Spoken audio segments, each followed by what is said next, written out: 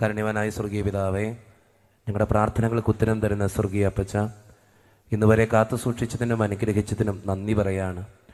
ഓരോ ദിവസവും നീ തരുന്ന ദാനമാണെന്ന് ഞങ്ങൾ തിരിച്ചറിയുന്നു.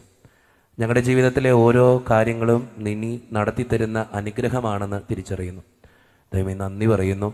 ഇന്നെൻ്റെ മുമ്പിലായിരിക്കുന്ന ഈ ജനത്തിനു വേണ്ടി ദൈവമേ ഞാൻ പ്രാർത്ഥിക്കുമ്പോൾ സ്വർഗം തുറന്ന് അനുഗ്രഹിക്കണേ. ഇവരുടെ വേദനകളും ആകുലതകളും ജീവിതത്തിൻ്റെ ക്ലേശങ്ങളും ബുദ്ധിമുട്ടുകളും സങ്കടങ്ങളും എല്ലാം നിൻ്റെ മുമ്പിലേക്ക് ഞാൻ ഏൽപ്പിക്കുന്നു. പ്രത്യേകിച്ച് പഠിക്കുന്ന ഓരോ മക്കൾക്ക് വേണ്ടിയും പ്രാർത്ഥിക്കുന്നു. പലവിധ ബന്ധനങ്ങളാലായിരിക്കുന്ന ഓരോ മക്കളെയും സൗഖ്യപ്പെടുത്തണമേ എന്ന് പ്രാർത്ഥിക്കുന്നു. രോഗങ്ങളാൽ പലവിധ ക്ലേശങ്ങളാൽ ബുദ്ധിമുട്ടുന്ന ഓരോ മക്കളെയും സൗഖ്യപ്പെടുത്തണമേ എന്ന് പ്രാർത്ഥിക്കുന്നു. അതോടൊപ്പം ഒത്തിരിയേറെ സാമ്പത്തിക ഞെരുക്കങ്ങളിലൂടെ കടന്നു പോകുന്നവരുണ്ട്, കടബാധ്യതകൾ അനുഭവിക്കുന്നവരുണ്ട്. അവരെല്ലാം അങ്ങയുടെ മുമ്പിൽ സമർപ്പിച്ച് പ്രാർത്ഥിക്കുന്നു. ഞങ്ങളുടെ പ്രാർത്ഥനകൾക്ക് ഉത്തരം തരണേ കർത്താവേ. പ്രത്യേകിച്ച് എൻ്റെ മുമ്പിലായിരിക്കുന്ന ഈ ജനത്തിനു വേണ്ടി, ഈ ശബ്ദപരിധിയിലായിരിക്കുന്ന ഓരോ മക്കൾക്ക് വേണ്ടി നീ ഓരോ അനുഗ്രഹങ്ങളും ഇവർ പ്രാർത്ഥിക്കുന്ന പ്രാർത്ഥനകൾക്കുള്ള ഉത്തരങ്ങളും നൽകി ഇവരെ ഓരോരുത്തരെയും അനുഗ്രഹിക്കണമേ. കൈവിടാതെ കാക്കണേ കർത്താവേ. എല്ലാ മഹത്വവും എല്ലാ പുകഴ്ചയും യേശുവിൻ്റെ നാമത്തിന് മാത്രം. യേശുനാമം മഹത്വപ്പെടുമാറാകട്ടെ. ആമേൻ. എല്ലാവർക്കും സുഖമാണോ? സുഖമാണോ? ഉച്ചത്തിൽ പറ, സുഖമാണോ? സുഖമാണ്. സന്തോഷം കേട്ടോ. വലതരം ഉയർത്തിയിട്ട് ഹല്ലേലൂയ പറഞ്ഞേ. ശബ്ദത്തിൽ പറഞ്ഞേ, ശബ്ദത്തിൽ പറഞ്ഞേ, ശബ്ദത്തിൽ പറഞ്ഞേ. എനിക്ക് ഭയങ്കര സന്തോഷമാണ് നിങ്ങളുടെ മുമ്പിൽ രണ്ടാമത്തെ ദിവസം തമ്പുരാൻ ഇങ്ങനൊരു അവസരത്തെ ഓർത്ത്. യേശുദാസ് അച്ഛൻ എപ്പോഴും നമ്മളെ സന്തോഷത്തോടു കൂടെ സ്നേഹനിധിയായ ചെന്ന് പറയുമ്പോൾ എനിക്ക് ഭയങ്കര സന്തോഷമാണ് കേട്ടോ. അച്ഛനോട് എനിക്ക് വളരെ ബഹുമാനം തോന്നുന്നു. കാരണം അപ്പൻ തുടങ്ങി വെച്ചൊരു കാര്യം വളരെ മനോഹരമായിട്ട് ഇങ്ങനെ കൊണ്ടുപോകുന്നതിൽ മാത്രമല്ല, വരുന്നവർക്ക് ഒത്തിരി സ്നേഹത്തോടു കൂടെയാണ് അച്ഛൻ ഇടപഴകുന്നത് എല്ലാവരോടും. അച്ഛൻ്റെ മുഖത്ത് എപ്പോഴും ഒരു ചിരിയുണ്ട് കേട്ടോ. നിങ്ങൾ ശ്രദ്ധിച്ചിട്ടുണ്ടോ? യേശുദാസ് അച്ഛനൊന്ന് നോക്ക്. അപ്പോൾ ഒരു ചിരി കാണാം നിങ്ങൾക്ക് ആ മുഖത്ത് കേട്ടോ. അത് ഭയങ്കര ഒരു സന്തോഷമുള്ളൊരു ചിരിയാണ്. ആരെയും ചിരിപ്പിക്കുന്ന, ആരെയും ചേർത്ത് പിടിക്കുന്ന ഒരു സ്നേഹത്തിൻ്റെ വക്താവായിട്ട് എനിക്ക് എപ്പോഴും തോന്നിയിട്ടുണ്ട് യേശുദാസ് അച്ഛൻ. അപ്പോൾ ഇന്നലെയാണെങ്കിലും രാത്രിയൊക്കെ ഭക്ഷണം കഴിക്കുന്ന നേരത്തും ഞങ്ങളുടെ ഒപ്പിരുന്ന് എല്ലാ കാര്യങ്ങളും സംസാരിക്കുകയും സ്നേഹിക്കുകയും ചെയ്യുന്ന യേശുദാസ് അച്ഛനെ ഒത്തിരി സ്നേഹത്തോടു കൂടെ ഓർക്കുകയാണ്. കാരണം അച്ഛൻ്റെ സ്നേഹമാണ് എന്നെ ഇവിടെ പിന്നെയും വരാനായിട്ട് പ്രചോദിപ്പിക്കുന്ന കാര്യം. അപ്പോൾ ഒത്തിരി സ്നേഹത്തോടു കൂടെ യേശുദാസ് അച്ഛൻ പറഞ്ഞ നല്ല വാക്കുകൾക്കൊക്കെ നന്ദിയോടുകൂടെ ഓർക്കുന്നു. അതോടൊപ്പം തന്നെ ക്രിസ്തുദാസ് അച്ഛനല്ലേ, അച്ഛനും കുഴപ്പമില്ല കേട്ടോ. രണ്ടുപേരും സ്വാഗതം പറഞ്ഞ് നമ്മളെ സന്തോഷിപ്പിച്ചു. അതുകൊണ്ട് രണ്ടുപേരെയും ഓർക്കുന്നു. മറ്റച്ഛന്മാരെയൊക്കെ സ്നേഹത്തോടു കൂടെ ഓർക്കുകയാണ്. നിങ്ങളെയും ഒത്തിരി സ്നേഹത്തോടുകൂടി ഓർക്കുന്നു. മണിയം പ്രസംഗർ ഇവിടെ ഉണ്ട്. സ്നേഹത്തോടു കൂടി ഓർക്കുകയാണ് ഈ നിമിഷം. വേദിയിലായിരിക്കുന്ന വിശിഷ്ട വ്യക്തികളെ എല്ലാവരെയും, പ്രത്യേകിച്ച് കൊയറിനെയും എല്ലാവരെയും സ്നേഹത്തോടു കൂടി ഓർക്കുന്നു കേട്ടോ. ഞാൻ ഇന്നലെ ഇവിടെയല്ല കിടന്നത്, ഞാൻ എൻ്റെ അങ്കിളിൻ്റെ അടുത്താണ് കിടന്നത്. അങ്കിളോട് വന്നിട്ടുണ്ട്, അങ്കിൾ ആൻറ്റി. അവർക്ക് എന്നോട് ഭയങ്കര സ്നേഹമാണ്. തിരുപ്പുറം പള്ളിയിലെ അംഗമാണ്. നിങ്ങൾ കാണണോ? അങ്കിളിൻ്റെ ആൻറ്റിയും കാണണോ? അന്ന് എഴുന്നേറ്റ് ആൻറ്റി അങ്കിള് അന്ന് എഴുന്നേറ്റ്. എൻ്റെ ആൻറ്റി അങ്കിളുമാണ് കേട്ടോ. എനിക്ക് എവിടെ ഇരുന്നോ ഞാൻ അവർ പേര് വിളിച്ചാൽ ചിലപ്പോൾ എന്നെ തിരിച്ചിഞ്ഞ് വീട്ടിൽ കയറ്റത്തില്ല. എങ്കിലും ഞാൻ അവരോടൊന്നും അങ്ങനെയൊന്നും പറയുന്നത് ഇഷ്ടമല്ല. എങ്കിലും എനിക്കൊരു സന്തോഷം, അത് പറയുന്നതിലൊരു സന്തോഷമുണ്ട്. കാരണം ഞാനിവിടെ ഒരു CSA അംഗമാണ് കേട്ടോ. ഞാനിവിടെ തിരുപ്പുറം പള്ളിയിൽ ധ്യാനിപ്പിക്കാൻ വന്നപ്പോൾ അന്ന് താമസിച്ചത് ആ കുടുംബത്തിൽ. ഒത്തിരി അനുഗ്രഹമുള്ളൊരു കുടുംബമാണ് കേട്ടോ. ഒത്തിരി കൃപയും അനുഗ്രഹമുള്ളൊരു കുടുംബം. അപ്പോൾ ഞാൻ എവിടെ പോയാലും എന്നെ തേടി വരും, എൻ്റെ അടുത്ത് വരും. ഇങ്ങനെ ഞാൻ താമസിച്ച വീട്ടുകാരൊക്കെ അങ്ങനെയാണ്. അപ്പോൾ ഇന്നലെ നിങ്ങൾ രാത്രി ശ്രദ്ധിച്ചിട്ടുണ്ടാവും, എൻ്റെ അടുത്ത് വന്ന് ഒരു കുടുംബം വന്ന് പ്രാർത്ഥിക്കുന്നുണ്ടില്ലേ. അതവർ നെയ്യാറ്റിങ്കര രൂപതയിലെ ലാറ്റിൻ കത്തോലിക്കരാ. അപ്പോൾ ഞാൻ ആ വീട്ടിൽ താമസിച്ചതാ. അപ്പോൾ അവർ പ്രാർത്ഥിക്കാൻ വേണ്ടി വരുന്നതാ. മിക്കവാറും ഞാൻ പോകുന്നിടത്തൊക്കെ ഇങ്ങനെ താമസിച്ച വീട്ടിൽ നിന്ന് ആൾക്കാർ വരും. ഞാനൊന്നും ചെയ്തിട്ടൊന്നുമല്ല. പാതി സമയം ഭക്ഷണം കഴിക്കാൻ മാത്രമേ പുറത്തിറങ്ങാറുള്ളൂ, അല്ലാണ്ടൊന്നും ഇറങ്ങാറില്ല. പക്ഷേ കുറച്ചേരൊക്കെ വർത്താനം പറയും. അപ്പോൾ അവരുടെ സ്നേഹമാണ് കേട്ടോ. ഞാൻ എപ്പോഴും ഈ CSA സഭയെ ബഹുമാനിക്കാൻ കാരണം അത് തന്നെയാണ്. നിങ്ങൾ ഒത്തിരി പ്രാർത്ഥിക്കുന്ന സ്നേഹമുള്ള മനുഷ്യർ ഇവിടെ ഉണ്ട് കേട്ടോ. അപ്പോൾ അതിൽ അങ്കിളും ആൻറ്റിയൊക്കെ ഏറ്റവും നല്ലൊരു ഇതാണ്. എന്നോട് എപ്പോഴും പറയും, ഞാൻ ഇന്ന് വന്നപ്പോഴും പറഞ്ഞു എന്നോട്, അച്ഛാ ഇവിടെ ഈ തിരുവനന്തപുരത്ത് വന്നിട്ട് എവിടെയെങ്കിലും താമസത്തിന് ബുദ്ധിമുട്ടുണ്ടെങ്കിൽ ഞങ്ങളുടെ വീട്ടിലേക്ക് വന്നോളണം. ഞങ്ങളിവിടെ ഒരു മുറി അച്ഛനെ വേണ്ടി ഇട്ടിട്ടുണ്ട്. അത് കേൾക്കുമ്പോൾ തന്നെ ഭയങ്കര സന്തോഷം. ഒരു കുടുംബത്തിലെ അംഗത്തെ പോലെ അങ്ങനെ സംസാരിക്കുക എന്ന് പറയുന്നത് ചെറിയ കാര്യമല്ല കേട്ടോ. അപ്പോൾ ഒത്തിരി സ്നേഹത്തോടു കൂടി അങ്കിളിനെയും ആൻറ്റീനെയും ഓർക്കാണ്. ഞാനിത് പറഞ്ഞതുകൊണ്ട് അവർക്ക് സങ്കടം ഉണ്ടാവുള്ളൂ, ഞാൻ പറയുന്നതെന്നൊക്കെ അവർ ആഗ്രഹിക്കുക. എങ്കിലും അത് നന്ദിയുടേതായിട്ടുള്ള വാക്കുകൾ യേശുദാസ് അച്ഛൻ പറഞ്ഞപ്പോൾ എൻ്റെ മനസ്സിൽ നിന്ന് വന്നതാ. അതുകൊണ്ട് തന്നെ ഒത്തിരി സ്നേഹത്തോടു കൂടി ഓർക്കുന്നു. ഈ വേദിയിലായിരിക്കുന്ന വിശിഷ്ട വ്യക്തികളെല്ലാവരെയും ഓർക്കുന്നു. അതോടൊപ്പം എൻ്റെ ശബ്ദപരിധിയിലായിരിക്കുന്ന എല്ലാ മക്കൾക്കും ഈ ദിവസത്തിൻ്റെ ഒത്തിരി ദൈവാനുഗ്രഹം കിട്ടട്ടെ എന്ന് പ്രാർത്ഥിക്കുകയാണ്. വലതരം ഉയർത്തി പറഞ്ഞേ ഹല്ലേലൂയ, ഹല്ലേലൂയ. ഞാൻ ഇന്ന് പകൽ സമയം മുഴുവൻ ഞാനിങ്ങനെ ഈ വീട്ടിൽ ചെന്നാലും ഭക്ഷണം കഴിക്കാൻ മാത്രം പുറത്തിറങ്ങുള്ളൂ കേട്ടോ, ഏത് വീട്ടിലാണെങ്കിലും. ബാക്കി നേരമൊക്കെ എനിക്ക് പ്രാർത്ഥനയാണ്. അപ്പോൾ മിക്കവാറും രാവിലെ ഞാൻ ഭക്ഷണം ചായ കുടിച്ച് കഴിഞ്ഞിട്ട് പിന്നെ എൻ്റെ പ്രാർത്ഥനയ്ക്ക് കയറി ഉച്ചനേരം വരെ ഇന്ന് പ്രാർത്ഥനയായിരുന്നു.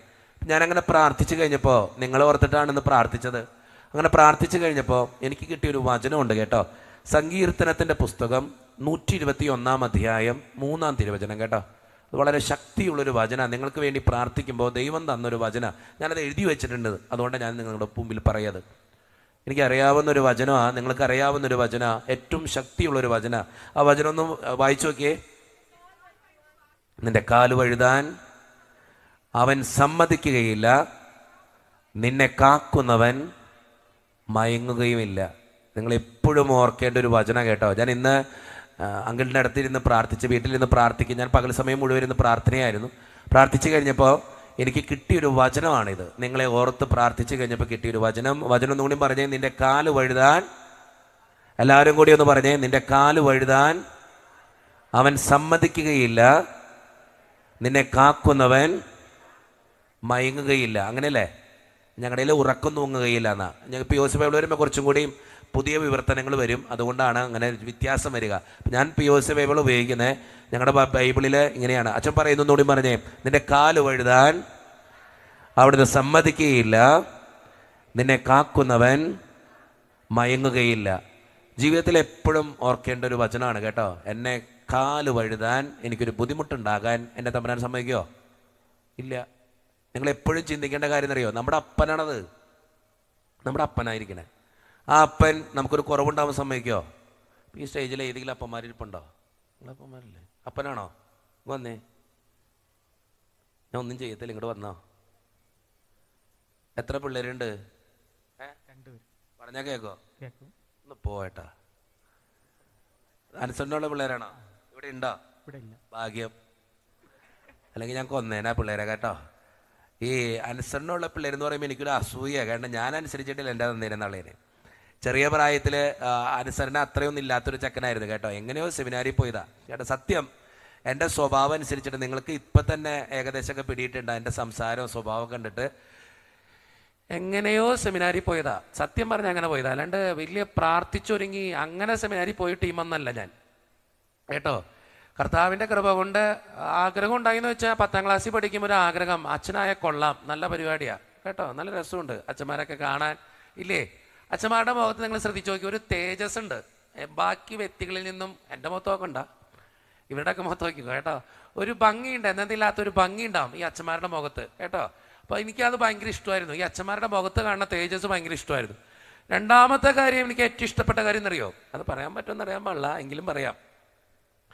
ഞങ്ങളുടെയൊക്കെ വീട്ടിൽ അച്ഛന്മാരെ വിളിക്കുമ്പോൾ നല്ല ഭക്ഷണം കൊടുക്കും. ഞാൻ വിചാരിച്ചെന്നറിയോ, പണ്ട് ഈ കൂലിപ്പണിക്കാരൻ്റെ മോനെ, ഞാൻ ഒരു സാധാരണ വീട്ടിൽ ജനിച്ചത്, ഞാൻ ഒരു കൂലിപ്പണിക്കാരൻ. വീട്ടിലെ കഷ്ടപ്പാടും ബുദ്ധിമുട്ടൊക്കെ ആയിരുന്നു കേട്ടോ, ഭയങ്കര ബുദ്ധിമുട്ടൊക്കെ ആയിരുന്നു. ഈ ചില നേരത്തൊന്നും ഭക്ഷണം ഉണ്ടാവില്ല എൻ്റെ വീട്ടിൽ, ചെറിയ പ്രായത്തിൽ, ഞങ്ങളുടെ കൊച്ചു പ്രായത്തിൽ. ഇപ്പം അതൊക്കെ മാറ്റി കേട്ടോ, കർത്താവ് അതൊക്കെ മാറ്റി തന്നുള്ളതാണ്, ഭയങ്കര അനുഗ്രഹിച്ചു എന്നുള്ളതാണ്. അപ്പോൾ ചെറിയ പ്രായത്തിൽ ചിലപ്പോൾ ഭക്ഷണമൊന്നും ഉണ്ടാവില്ല, ചില നേരത്തെ കറികളൊന്നും ഉണ്ടാവില്ല, ഒന്നും ഉണ്ടാവില്ല. ഞങ്ങൾ നോക്കിക്കഴിയുമ്പോൾ, ഞാൻ നോക്കിക്കഴിഞ്ഞപ്പോൾ അച്ഛന്മാർ വരുമ്പോൾ നല്ല ഭക്ഷണം കിട്ടും. അപ്പം ഞാൻ വിചാരിച്ചു, ദൈവമേ, അച്ഛനായ ഭക്ഷണത്തിന് കുറവുണ്ടാവില്ല. അപ്പം നിങ്ങൾ ഓർക്കണം, ഭക്ഷണം നോക്കി അച്ഛനാകാൻ പോയ ടീമാ ഞാൻ കേട്ടോ, സത്യം പറഞ്ഞാൽ. പക്ഷെ ഇപ്പം എനിക്കറിയാം കേട്ടോ, നമ്മുടെ മിഷൻ പ്രദേശത്തൊക്കെ ഒത്തിരി അച്ഛന്മാർ ഭക്ഷണം കിട്ടാതെ വിഷമിക്കുന്നുണ്ട് കേട്ടോ, ഒത്തിരി അച്ഛന്മാർ. എനിക്കറിയാം, ആഫ്രിക്കയിൽ എൻ്റെ 2 സുഹൃത്തുക്കളുണ്ട് മിഷൻ ഫീൽഡിൽ. എൻ്റെ പൊന്നോ, ഒരു ദിവസം ഇവൻ വിളിക്കുമ്പോണ്ടല്ലോ എനിക്ക് തന്നെ സങ്കടമായി. ഞാൻ തന്നെ സങ്കടപ്പെട്ട് അവനോട് ചോദിച്ചു, എടാ വേറെ കറിയൊന്നുമില്ലേ? ഈ അവിടെ ഒരു അരി കിട്ടും ഇങ്ങനെ, ഈ ശരിക്കും ഈ ചെളിവെള്ളത്തിൻ്റെ കളറിലാണ് അരി ഇരിക്കണേ. ആ അരി ഇങ്ങനെ തിളപ്പിച്ചിട്ട് ഇവനെങ്ങനെയാ ചോറിനണമെന്നറിയോ? ഈ അരിയിലേക്ക് മുളക് പൊടി കൊണ്ടുപോയിട്ടുണ്ട് കുറച്ച്, ആ മുളക് പൊടി ഇടും, എന്നിട്ട് ഇച്ചിരി വെളിച്ചെണ്ണ എടുക്കും, ആ വെളിച്ചെണ്ണ മുകളിലേക്ക് വയ്ക്കും, ഇച്ചിരി ഉപ്പിടും, എന്നിട്ടാണ് അവൻ കഴിക്കണേ. അപ്പം ഇവൻ പറയാ, എടാ ഇവിടുത്തെ ഏറ്റവും നല്ല ഭക്ഷണമാണ് ഇത്. ഞാൻ പറഞ്ഞു, എൻ്റെ പൊന്നടവേ, ഇപ്പം എനിക്ക് മനസ്സിലായി, ഭക്ഷണം കിട്ടാതെ വിഷമിക്കുന്ന കുറേ അച്ഛന്മാരൊക്കെ ഉണ്ട് കേട്ടോ. പണ്ടൊക്കെ ഞാൻ വിചാരിച്ചത് ഒരു കുഴപ്പമുണ്ടാവില്ല എന്നാ. പക്ഷേ മിഷൻ പ്രദേശത്തൊക്കെ, ഇപ്പം നമുക്ക് CSS സഭയ്ക്ക് തന്നെയുണ്ട് മിഷൻ പ്രദേശത്ത് ഒത്തിരി ബുദ്ധിമുട്ട് അനുഭവിക്കുന്ന അച്ഛന്മാരുണ്ട് കേട്ടോ, ഒത്തിരി അച്ഛന്മാർ. എനിക്കിപ്പോൾ ഒത്തിരി വർഷങ്ങളായിട്ട് ഇപ്പം ഞാനിവിടെ വരുന്നതുകൊണ്ട് മിഷൻ ഫീൽഡിലൊക്കെ വർക്ക് ചെയ്ത അച്ഛന്മാർ എനിക്കറിയാം. അപ്പോൾ അവർ പറയണേക്കണം സങ്കടങ്ങളൊക്കെ. മിഷൻ പ്രദേശത്ത് പോയിട്ട് ചിലപ്പോൾ ഭയങ്കര ബുദ്ധിമുട്ടാണ് വചനം പ്രസംഗിക്കാൻ, ജീവിക്കാൻ, ഭക്ഷണം പോലും കിട്ടില്ല. അങ്ങനെയുള്ള അച്ഛന്മാരൊക്കെ ഉണ്ട് കേട്ടോ. ആ കൺസെപ്റ്റൊക്കെ അന്നായിരുന്നു ഇന്ന് മാറി, ഭക്ഷണം കിട്ടാത്ത അച്ഛന്മാരൊക്കെ ഉണ്ട്. പക്ഷേ ചെറിയ പ്രായത്തിൽ നമ്മുടെയൊക്കെ വലിയ ആഗ്രഹമാണ് 4 നേരം അല്ലെങ്കിൽ 3 നേരം ഭക്ഷണം കിട്ടുക, ഇറച്ചിക്കറിയൊക്കെ കിട്ടാന്ന് പറയുന്നത് വലിയ കാര്യമായിരുന്നു കേട്ടോ. അങ്ങനെയൊക്കെ നോക്കിപ്പോയതാ. പിന്നെ നിങ്ങൾ ചിന്തിക്കുന്ന കാര്യം, ഞാൻ അച്ഛനാകാൻ പോകണമെന്ന് പറഞ്ഞിട്ട് സാധാരണ ഞങ്ങളുടെ വീട്ടുകാരൊക്കെ സങ്കടപ്പെടും. കാരണം 12 വർഷം പോണ്ട ഇവിടെ കേട്ടോ, 12 വർഷം സെമിനാരി പോയി പഠിക്കണം. ഇപ്പൊ 12 വർഷം പഠിക്കാനുള്ളതുകൊണ്ട് എല്ലാവർക്കും വിഷമമാണ്. കാരണം 12 വർഷം മക്കളെ എപ്പോഴും കാണാനൊന്നും പറ്റത്തില്ല. കാരണം എല്ലാ വർഷത്തിലും ചിലപ്പോൾ ഒരു 10-15 ദിവസം അവധിയുള്ളൂ. ഞങ്ങൾക്ക് അവധി അത്രേ ഉള്ളൂ എല്ലാ വർഷത്തിലും. ഇപ്പൊ 10ാം ക്ലാസ് കഴിഞ്ഞിട്ട് സെമിനാരി പോകാന്ന് പറഞ്ഞാൽ ഞങ്ങളുടെ എല്ലാ മാതാപിതാക്കൾക്കും സങ്കടമാണ്. എല്ലാ മാതാപിതാക്കൾക്കും സങ്കടമാണ്. മിക്കവാറും എല്ലാ മാതാപിതാക്കളും പോകണ്ടെന്ന് പറയുള്ളൂ. കാരണം 12 വർഷം കഴിഞ്ഞിട്ടല്ലേ പിന്നെ തിരിച്ചു വരുള്ളൂ മോൻ. ഈ 12 വർഷത്തിൽ ചിലപ്പോൾ 10 ദിവസമോ 15 ദിവസമോ കൂടി വന്ന് ചിലപ്പോൾ 1 മാസം കിട്ടുള്ളൂ. ഏറ്റവും കൂടുതൽ 1 മാസം ഈ ഒരു വർഷത്തിൽ. അപ്പോൾ ഈ ഒരു വർഷത്തിൽ 1 മാസം കിട്ടിക്കഴിഞ്ഞാൽ ആദ്യ ദിവസം പള്ളിയിൽ പോകണം, ബാക്കി ഒത്തിരി ഉത്തരവാദിത്തങ്ങളായിട്ട് തന്നെ. അപ്പോൾ വീട്ടിലിരിക്കാൻ നേരം ഉണ്ടാവില്ല. അപ്പം സാധാരണ മാതാപിതാക്കൾക്ക് അച്ഛനാകാൻ വിടാന്ന് പറഞ്ഞാൽ ഭയങ്കര സങ്കടമായിരുന്നു ഞങ്ങളുടെ നാട്ടിൽ കേട്ടോ. ഞങ്ങളുടെയൊക്കെ അവിടെ അങ്ങനെയാണ്. അച്ഛനാകാൻ പറഞ്ഞാൽ ഭയങ്കര സങ്കടം വരും അപ്പനമ്മയ്ക്കും. അച്ഛനാകുന്നതിലല്ല, മക്കളെ കാണാൻ പറ്റില്ല, ഒരാവശ്യത്തിന് വിളിക്കാൻ പറ്റില്ല, ഒരു വീട്ടിലൊരു കല്യാണമോ ഒരു പരിപാടിയോ ഒന്നിനും വിളിക്കാൻ പറ്റത്തില്ല. അവർ വെക്കേഷൻ വരുമ്പോൾ എന്തെങ്കിലും ഉണ്ടെങ്കിൽ കാണാം. ക്രിസ്മസിനൊരു വെക്കേഷൻ ഉണ്ടാവും, ഓണത്തിനൊരു വെക്കേഷൻ ഉണ്ടാവും, അത്രേ ഉള്ളൂ. അതോടുകൂടെ കഴിഞ്ഞു.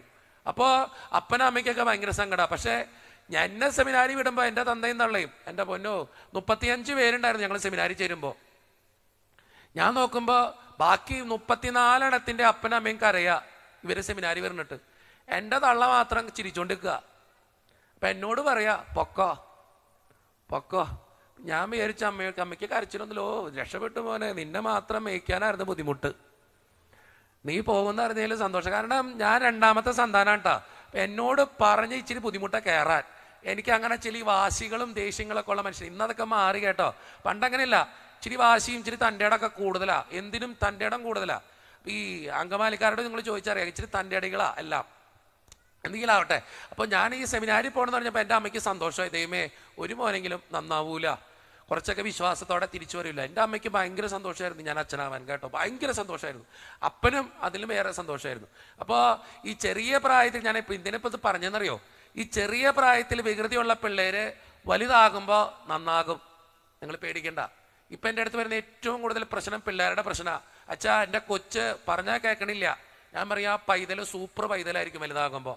വികൃതിയുള്ള പൈതല് വലുതാകുമ്പോൾ അവർ നന്നായിട്ട് ട്രെയിൻ ചെയ്തെടുത്താൽ, ഒത്തിരി തല്ലുകയും ഇച്ചിരി വഴക്കൊക്കെ പറയുകയും ഒക്കെ ചെയ്താൽ അവർ വലുതാകുമ്പോൾ നല്ല പിള്ളേരായിരിക്കും, നല്ല പിള്ളേരായിരിക്കും. എന്നാൽ ഒരു വികൃതിയില്ലാത്ത പിള്ളേരെ ഞാൻ പറയും, നിങ്ങൾ പറയൂല ആ കൊച്ചു പാവച്ചാ, നല്ല കൊച്ചച്ചാ, ഞാൻ പറയും സൂക്ഷിച്ചോളണം, അവരെയാണ് സൂക്ഷിക്കേണ്ടത്. നിങ്ങൾ ഈ വികൃതിയുള്ള പിള്ളേരെ സൂക്ഷിക്കേണ്ട. കാരണം അവരുടെ സ്വഭാവം നമുക്കറിയാം, ഇവർ വികൃതിയാന്ന്. അപ്പോൾ അവരെ ശ്രദ്ധിച്ചാൽ മതി.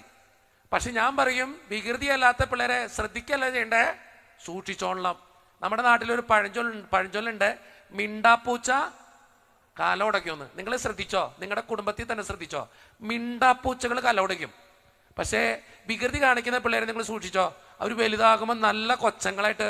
നമ്മൾ തന്നെ പറയാറില്ല നമ്മുടെ നാട്ടില്, എന്നോ വികൃതിയായിരുന്നു അവൻ, ഇപ്പം നന്നായി. എന്നെ കുറിച്ച് നാട്ടുകാർ പറയുന്നതാ, പണ്ട് എന്നോ വികൃതി കാണിച്ചുകൊണ്ട് നടന്നവനാ, ഇന്ന് വചനം പ്രസംഗിക്കാൻ പോവാ. എൻ്റെ കർത്താവേ, പലതരം ഉയർത്തി പറഞ്ഞേ ഹല്ലേലൂയ, ഹല്ലേലൂയ. അപ്പോൾ വികൃതിയുള്ള പിള്ളേരുടെ മാതാപിതാക്കളോട് എനിക്ക് പറയാനുള്ളത്, നിങ്ങൾ കൃത്യമായിട്ട് സൂക്ഷിക്കേണ്ട, അവർ ശ്രദ്ധിച്ചാൽ മതി, അവർ നന്നായിക്കോളും. നന്നായിട്ട് ശ്രദ്ധിച്ചോ, അവർ വലുതാകുമ്പോൾ സൂപ്പർ കൊച്ചങ്ങളായിരിക്കും കേട്ടോ. ഏറ്റവും നല്ല എക്സാമ്പിൾ ആരാന്നറിയോ, ഞാനാ കേട്ടോ. ഞാൻ കാണിച്ച വികൃതി ഒന്നും ഒരു കൊച്ചും കാണിച്ചിട്ടുണ്ടാവില്ല. അതുപോലെ എത്ര സ്കൂൾ മാറിയിട്ടുണ്ടെന്നറിയോ, എന്തോരം കേസ് പിടിച്ചിട്ടുണ്ടെന്നറിയോ, ഇതൊക്കെ പിടിച്ചിട്ടാണ് പോയേ.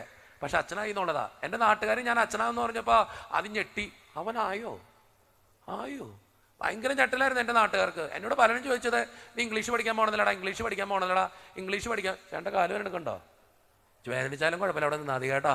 അപ്പോൾ ചേട്ടൻ്റെ കാലമല്ല, ഇംഗ്ലീഷ് പഠിക്കാൻ പോകണമെന്നില്ലടാ, ഇംഗ്ലീഷ് പഠിക്കാൻ പോകുന്നത്. ഞാൻ എന്നിട്ട് ഈ പട്ടം കിട്ടിക്കഴിഞ്ഞിട്ട് എനിക്കൊരു ഭയങ്കര ആഗ്രഹമായിരുന്നു, ദൈവമേ ഈ നാട്ടുകാർ മുഴുവൻ ഞാൻ അച്ഛനാവാൻ പോകണമെന്ന് വെച്ചിട്ട് ഒറ്റണം വിശ്വസിച്ചില്ല. ഇതെങ്ങനെ അച്ഛനാവും, ജന്മത്ത അച്ഛനാവില്ല, സ്വഭാവം കണ്ട ജന്മത്ത അച്ഛനാവില്ല. ഞാനെന്നിട്ട് ആ തിരുപ്പട്ടം കഴിഞ്ഞിട്ട് ചെയ്തെന്നറിയോ, എൻ്റെ തിരുപ്പട്ടം കിട്ടിയ അന്ന് നാട്ടുകാർ മുഴുവൻ പറഞ്ഞ് ഞാൻ അച്ഛനാവില്ല എന്നല്ലേ. ഞാനെന്നിട്ട് ചെയ്തെന്നറിയോ, ഞാൻ എൻ്റെ വീട്ടിലേക്ക് ഒരു സ്വീകരണമുണ്ട് ഞങ്ങൾക്ക്. അപ്പോൾ ചേട്ടൻ പറഞ്ഞു, പള്ളിയിലെ കാര്യങ്ങളൊക്കെ കഴിഞ്ഞപ്പോൾ, സഭയിലെ കാര്യങ്ങളൊക്കെ കഴിഞ്ഞപ്പോൾ ചേട്ടൻ പറഞ്ഞു, എടാ കാറുണ്ട്, നമുക്ക് വീട് വരെ ഒന്ന് പോവാം. ഞാൻ ചേട്ടനോട് പറഞ്ഞു കാറൊന്നും വേണ്ട. ചോദിച്ചു നീ വന്നില്ലേ, വീട്ടിൽ വന്നില്ലേ? ഞാൻ വന്നിട്ടുണ്ട്, ഞാൻ നടന്ന് വന്നോളാം. അപ്പൊ ചേട്ടൻ ചോദിച്ചു എന്തിനാ നീ നടന്നു തന്നെ, കാറുണ്ടില്ല? ഈ നാട്ടുകാർ മുഴുവൻ അറിയണം ഞാൻ അച്ഛനായിന്ന്. നിങ്ങൾ ഓർക്കണം, ഞാൻ അന്ന് ഇങ്ങനെ നടന്നെന്നറിയോ? എൻ്റെ കവലക്കോടെ ഇതിങ്ങനെ ആട്ടി ആട്ടി നടന്നെ, കാണ് ഇതായിന്ന് കാണിക്കാൻ കേട്ടോ. എനിക്ക് ഭയങ്കര ആഗ്രഹമായിരുന്നു അങ്ങനെ അച്ഛനാവാൻ, ഭയങ്കര. കാരണം ഒരാൾ നമ്മളോട് ആകില്ല എന്ന് പറയണ കാര്യമാണ്. നല്ല കാര്യമാണെങ്കിൽ ഞാൻ പറയും തൻ്റെ ഇടം ഉണ്ടോ, ആയി കാണിച്ചു കൊടുത്തോളണം കേട്ടോ. അത് ഇവിടെ ഇരിക്കുന്ന ഏവരോടും ഞാൻ പറയുന്ന ഒരു കാര്യമാണ്. നിങ്ങളോട് ഒരാൾ പറയാണ് നിന്നെ കൊണ്ട് പറ്റില്ല, ഒരു നല്ല കാര്യം നിന്നെ കൊണ്ട് പറ്റില്ല, നിനക്ക് ചെയ്യാൻ പറ്റില്ല. നിങ്ങൾ ഓർക്കണം, ഈ പ്രസംഗം തന്നെ ഞാനിങ്ങനെ ഒരു വാശിപ്പുറത്ത്, എനിക്കിങ്ങനെ ചില വാശികളുണ്ട്. ഈ പ്രസംഗം തന്നെ ഞാൻ അങ്ങനെ ആക്കിയെടുത്തതാ. പണ്ട് ആദ്യമായിട്ട് പ്രസംഗം പറഞ്ഞപ്പോൾ തല കറങ്ങിപ്പോയി വീണ മനുഷ്യനെ ഞാൻ. ആദ്യമായിട്ട് പ്രസംഗം പറഞ്ഞപ്പോൾ പ്രഷർ കുറഞ്ഞുപോയി. ഞങ്ങൾക്ക് ഈ ബൈബിൾ വായന കഴിഞ്ഞിട്ട് ചെറിയൊരു പ്രസംഗം ഉണ്ട് ഞങ്ങളുടെ ഈ കുർബാനയിൽ. നിങ്ങൾ ശ്രദ്ധിച്ചാൽ മനസ്സിലാവും, നിങ്ങൾ എവിടെയെങ്കിലും കണ്ടിട്ടുണ്ടെങ്കിൽ മനസ്സിലാവും. ഞങ്ങൾ ഈ കുർബാനയ്ക്കിടയിൽ ഒരു പ്രാർത്ഥനയുണ്ട്, സമാധാനം നിങ്ങളോട് കൂടെ എന്ന് പറഞ്ഞിട്ട് ഞങ്ങൾ ബൈബിൾ ഉയർത്തി സമാധാനം നിങ്ങളോട് കൂടെ എന്ന് കാണിക്കും. അപ്പൊ താഴെ നിൽക്കണ ജനം പറയും അങ്ങയോടും കൂടെ എന്ന് പറയും. അങ്ങയോട് കൂടെ എന്ന് പറയുന്നത് ഇങ്ങനെ കുമ്പിട്ടിട്ടാ പറയണേ, അങ്ങയോടും കൂടെ. അപ്പൊ ഞാൻ പ്രസംഗത്തിന് മുമ്പുള്ള ബൈബിൾ വായനയാണ്. ആദ്യമായിട്ട് പ്രസംഗം പറയാനുള്ള പേടി, മനസ്സിന് ആകുലത കയറി വരാം. ഞാൻ ബൈബിൾ എടുത്തിട്ട് പറഞ്ഞു സമാധാനം നിങ്ങളോട് കൂടെ. അപ്പോൾ അവരെല്ലാവരും കുമ്പിട്ട് പറഞ്ഞു അങ്ങയോടും കൂടെ. കുമ്പിട്ടിട്ട് നോക്കിയപ്പോൾ അച്ഛനെ കാണാനില്ല. അപ്പൊ ആൾക്കാർ ചോദിക്കാൻ തുടങ്ങി സമാധാനം നിന്നിട്ട് അച്ഛനെ അങ്ങോട്ട് പോയി. നോക്കിക്കഴിഞ്ഞപ്പോൾ പ്രഷർ കുറഞ്ഞ് ബൈബിളും പിടിച്ച് ഞാൻ താഴെ കിടക്കാം. ആദ്യമായിട്ട് പ്രസംഗിക്കേണ്ടി വന്നൊരു വേദിയാണ്. നിങ്ങൾ ഓർക്കണം, ഇങ്ങനെയുള്ള ചില കാര്യങ്ങളുണ്ട്, നല്ല കാര്യങ്ങൾ. ആ കാര്യങ്ങൾ നിങ്ങളോട് പറയാ, കൂടെ ഉള്ളവർ പറയാ പറ്റില്ല, നിന്നെ കൊണ്ടാവത്തില്ല എന്ന് പറഞ്ഞാൽ അത് കാണിച്ചു കൊടുക്കുന്നതാണ് ഒരു ആണത്വവും പെണ്ണത്വവും കേട്ടോ. ചെയ്തു നോക്ക്, കൃത്യമായിട്ട് അനുഗ്രഹം കിട്ടും. വചനമൊക്കെ പഠിക്കാനും ചില കാര്യങ്ങളൊക്കെ ചെയ്യാനും ചില ജോലിക്കൊക്കെ ഇറങ്ങിത്തിരിക്കാനും ഇച്ചിരി മോട്ടിവേഷൻ തന്നാ ദൈവം അനുഗ്രഹിക്കട്ടെ. വളരെ ഉയർത്തി പറഞ്ഞേ ഹല്ലേലൂയ, ഹല്ലേലൂയ. ഇനിയിപ്പോ മക്കളുടെ കാര്യം ചോദിച്ചോ. ചേട്ടാ 2 കുട്ടികളുണ്ട്, പറഞ്ഞാൽ കേൾക്കും. സൂക്ഷിച്ചോ. എന്തെങ്കിലും ആവട്ടെ, നല്ല ചേട്ടനാ. ചേട്ടന്റെ പിള്ളേരൊക്കെ നല്ല കൊച്ചങ്ങളായിരിക്കും. എനിക്ക് 100%. എത്രയല്ലേ പഠിക്കണേ? കല്യാണം കഴിഞ്ഞു. 2 വട്ടം കഴിഞ്ഞു. കല്യാണം കഴിഞ്ഞിട്ട് അവൻ അനുസരിക്കും എല്ലാം. എന്നാ ചെക്കനാടാ അത്? ചെക്കനാണോ? അവൻ എല്ലാ കാര്യങ്ങളും അനുസരിക്കും. എന്നാ ക്ഷീണ കൊടുത്തപ്പോ എന്തെങ്കിലും ആവട്ടെ, കേക്കട്ടെ. ഇനിയിപ്പോ ഞാൻ എൻ്റെ പ്രസംഗം കേട്ടിട്ട് നാളെ കേൾക്കാതിരുന്ന ആ പുള്ളി പറഞ്ഞാൽ പിന്നെ കേൾക്കാറില്ല, ഞാൻ അടുത്ത് തുടങ്ങാം. അത് പോട്ടെ, കാര്യം കേട്ടെ. ഞാനൊരു കറ്റ കാര്യം ചോദിക്കണുള്ളൂ. മക്കൾക്ക് മോശമായ കാര്യം കൊടുക്കോ? എന്തു വന്നാലും കൊടുക്കോ? കൊടുക്കോ? ഇല്ല. ഇതൊരു തന്തയാ കേട്ടോ, ഒരു തന്ത, 2 മക്കളുടെ തന്ത. മകൻ എത്ര വലുതായാലും, മകൻ എത്ര വഴക്കുണ്ടാക്കിയാലും, ദേഷ്യപ്പെട്ടാലും നല്ലതല്ലാണ്ട് ചീത്ത കാര്യങ്ങൾ ചെയ്യോ? ചെയ്യില്ല. ഇവിടെ ഇരിക്കുന്ന എല്ലാ തന്തമാരും അങ്ങനെ തന്നെയാ, ആണല്ലയോ? അതെ, എല്ലാ തള്ളമാരും അങ്ങനെ തന്നെയാ, ശരിയല്ലേ? നിങ്ങളുടെ മക്കൾക്ക് മോശമായ ഒരു കാര്യം നിങ്ങൾ ചെയ്യോ? ഇല്ല. നിങ്ങൾ എപ്പോഴും ജീവിതത്തിൽ ചിന്തിക്കേണ്ട കാര്യം അറിയോ? ആ സ്വർഗീയ അപ്പനും നമ്മുടെ ജീവിതത്തിൽ മോശമായ ഒരു കാര്യവും ചെയ്യില്ല. ചില കാര്യങ്ങൾ ചെയ്യുമ്പോ നിങ്ങൾക്ക് തോന്നും ദൈവമേ എന്തുകൊണ്ടാ ഇങ്ങനെ ചെയ്യണേ. ചില കാര്യങ്ങൾക്ക് വേണ്ടി പ്രാർത്ഥിക്കുമ്പോ കിട്ടാതിരിക്കുമ്പോ നമുക്ക് തന്നെ തോന്നും എന്റെ കർത്താവേ നീ എന്താ തരാത്തെ. ഒരു സിമ്പിൾ ക്വസ്റ്റ്യൻ കൂടി, പേര് നോട്ടാ? അല്ലണ്ട പിന്നെ എന്റെ പേര് ചോദിക്കാൻ പറ്റുമോ? രാജമണി. ഗംഭീര പേരാണ് ചേട്ടാ കേട്ടോ, സുന്ദരന കേട്ടോ. രാജമണി ചേട്ടാ, മക്കൾ ആവശ്യപ്പെടുന്ന എല്ലാ കാര്യങ്ങളും സാധിച്ചു കൊടുക്കാറുണ്ടോ? സാധിച്ചു കൊടുക്കാറുണ്ട്. എല്ലാ കാര്യങ്ങളും? ഇതുവരെ സാധിച്ചു കൊടുത്തു. എല്ലാ കാര്യങ്ങളും? മോശമായ ഒരു കാര്യം ചോദിച്ചാലോ? ഇല്ല.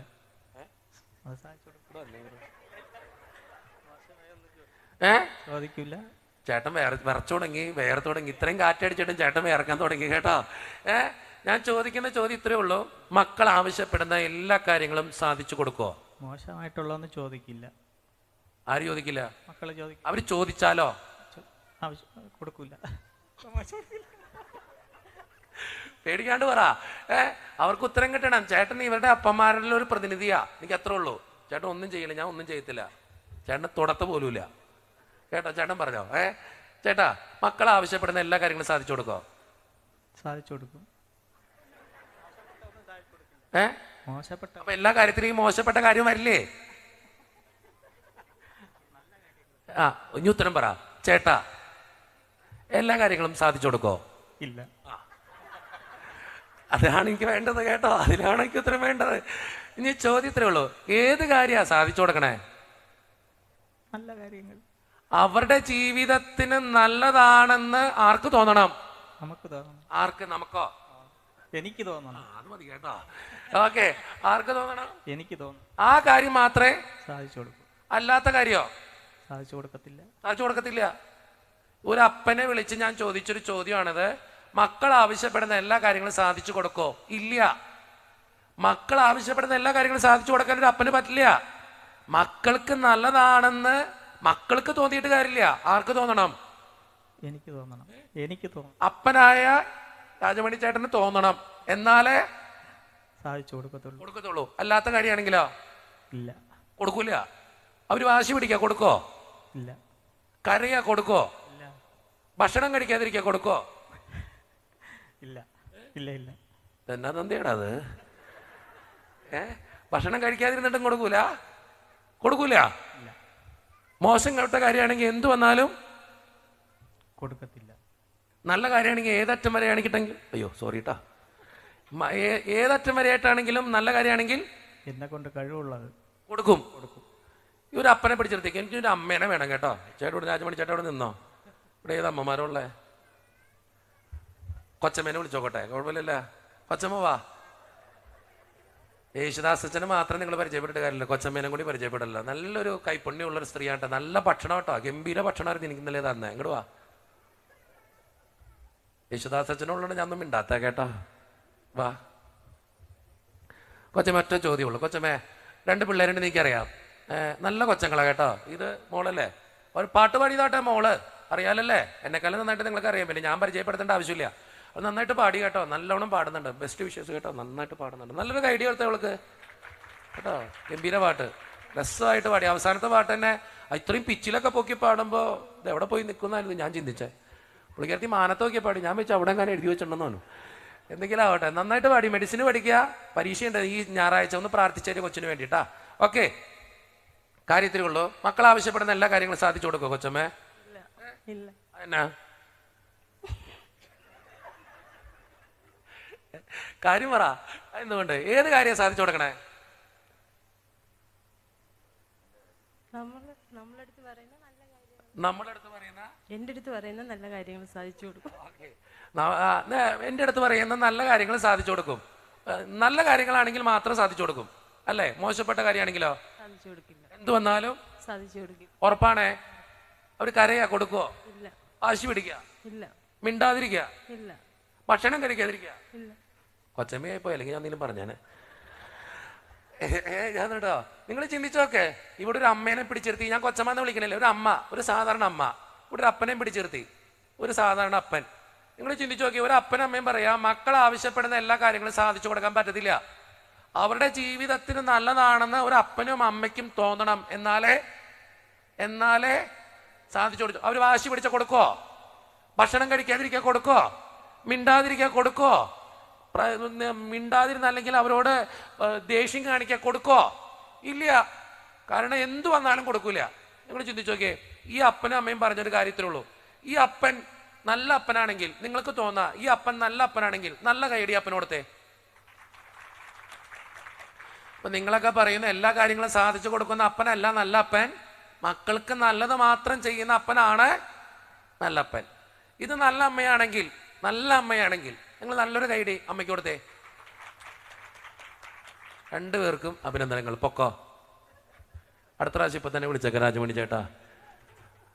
നിങ്ങൾ ചിന്തിച്ചു നോക്കിയേ, നിങ്ങൾ തന്നെ പറഞ്ഞൊരു കാര്യ, എല്ലാ കാര്യങ്ങളും സാധിച്ചു തരുന്ന അപ്പനാണോ നല്ല അപ്പൻ?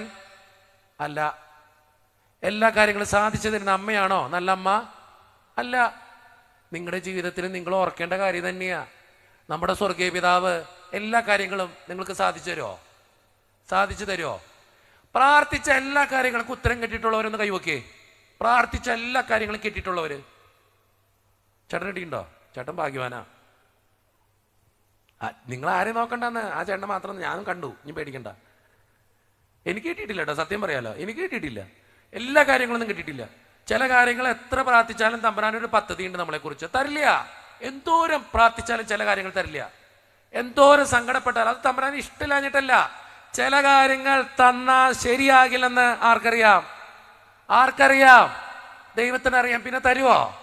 ചിലരോട് ചോദിക്കും, എൻ്റെ അച്ഛൻ എന്തോരം പ്രാർത്ഥിക്കണച്ചാ, എന്തോരം കരയണച്ചാ, എന്തോരം ഉപവാസം എടുക്കണച്ചാ, എന്തോരം നിലവിളിക്കണച്ചാ, എന്തോരം വചനം വായിക്കണച്ചാ, എന്തോരം ദൈവത്തിന്റെ മുമ്പിൽ നിൽക്കണച്ചാ, എന്നിട്ട് എന്തേ ദൈവം തരാത്തെ?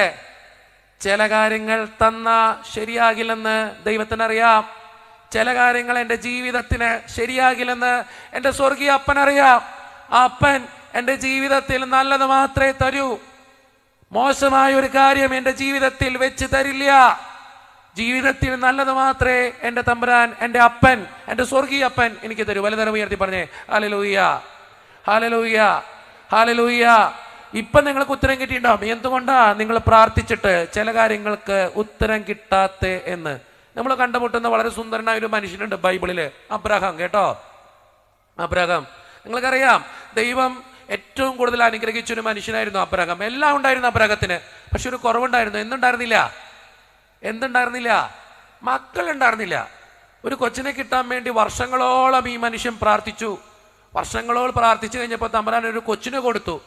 താഴെ വെച്ച ഉറുമ്പരിക്കും തലയിൽ വെച്ച പേനയിരിക്കില്ലെന്ന് വെച്ചുകൊണ്ട് ഈ മനുഷ്യൻ കാക്കയ്ക്കും പൂച്ചയ്ക്കും കൊടുക്കാണ്ട് ഈ കൊച്ചിനെ വളർത്തി വലുതാക്കി ഒരു പരുവെത്തിച്ചു കഴിഞ്ഞപ്പോ ഒരിക്കൽ തമ്പുരാൻ പറഞ്ഞു, നിന്റെ ആ കൊച്ചിനെ എനിക്ക് വേണ്ടി യാഗബലി അർപ്പിക്കണം.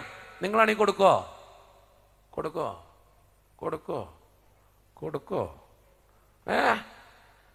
കൈകൊട്ടി ചേച്ചി, റോസമ്മ ചേച്ചി, റസലം ചേച്ചി എഴുന്നേറ്റെന്നേ.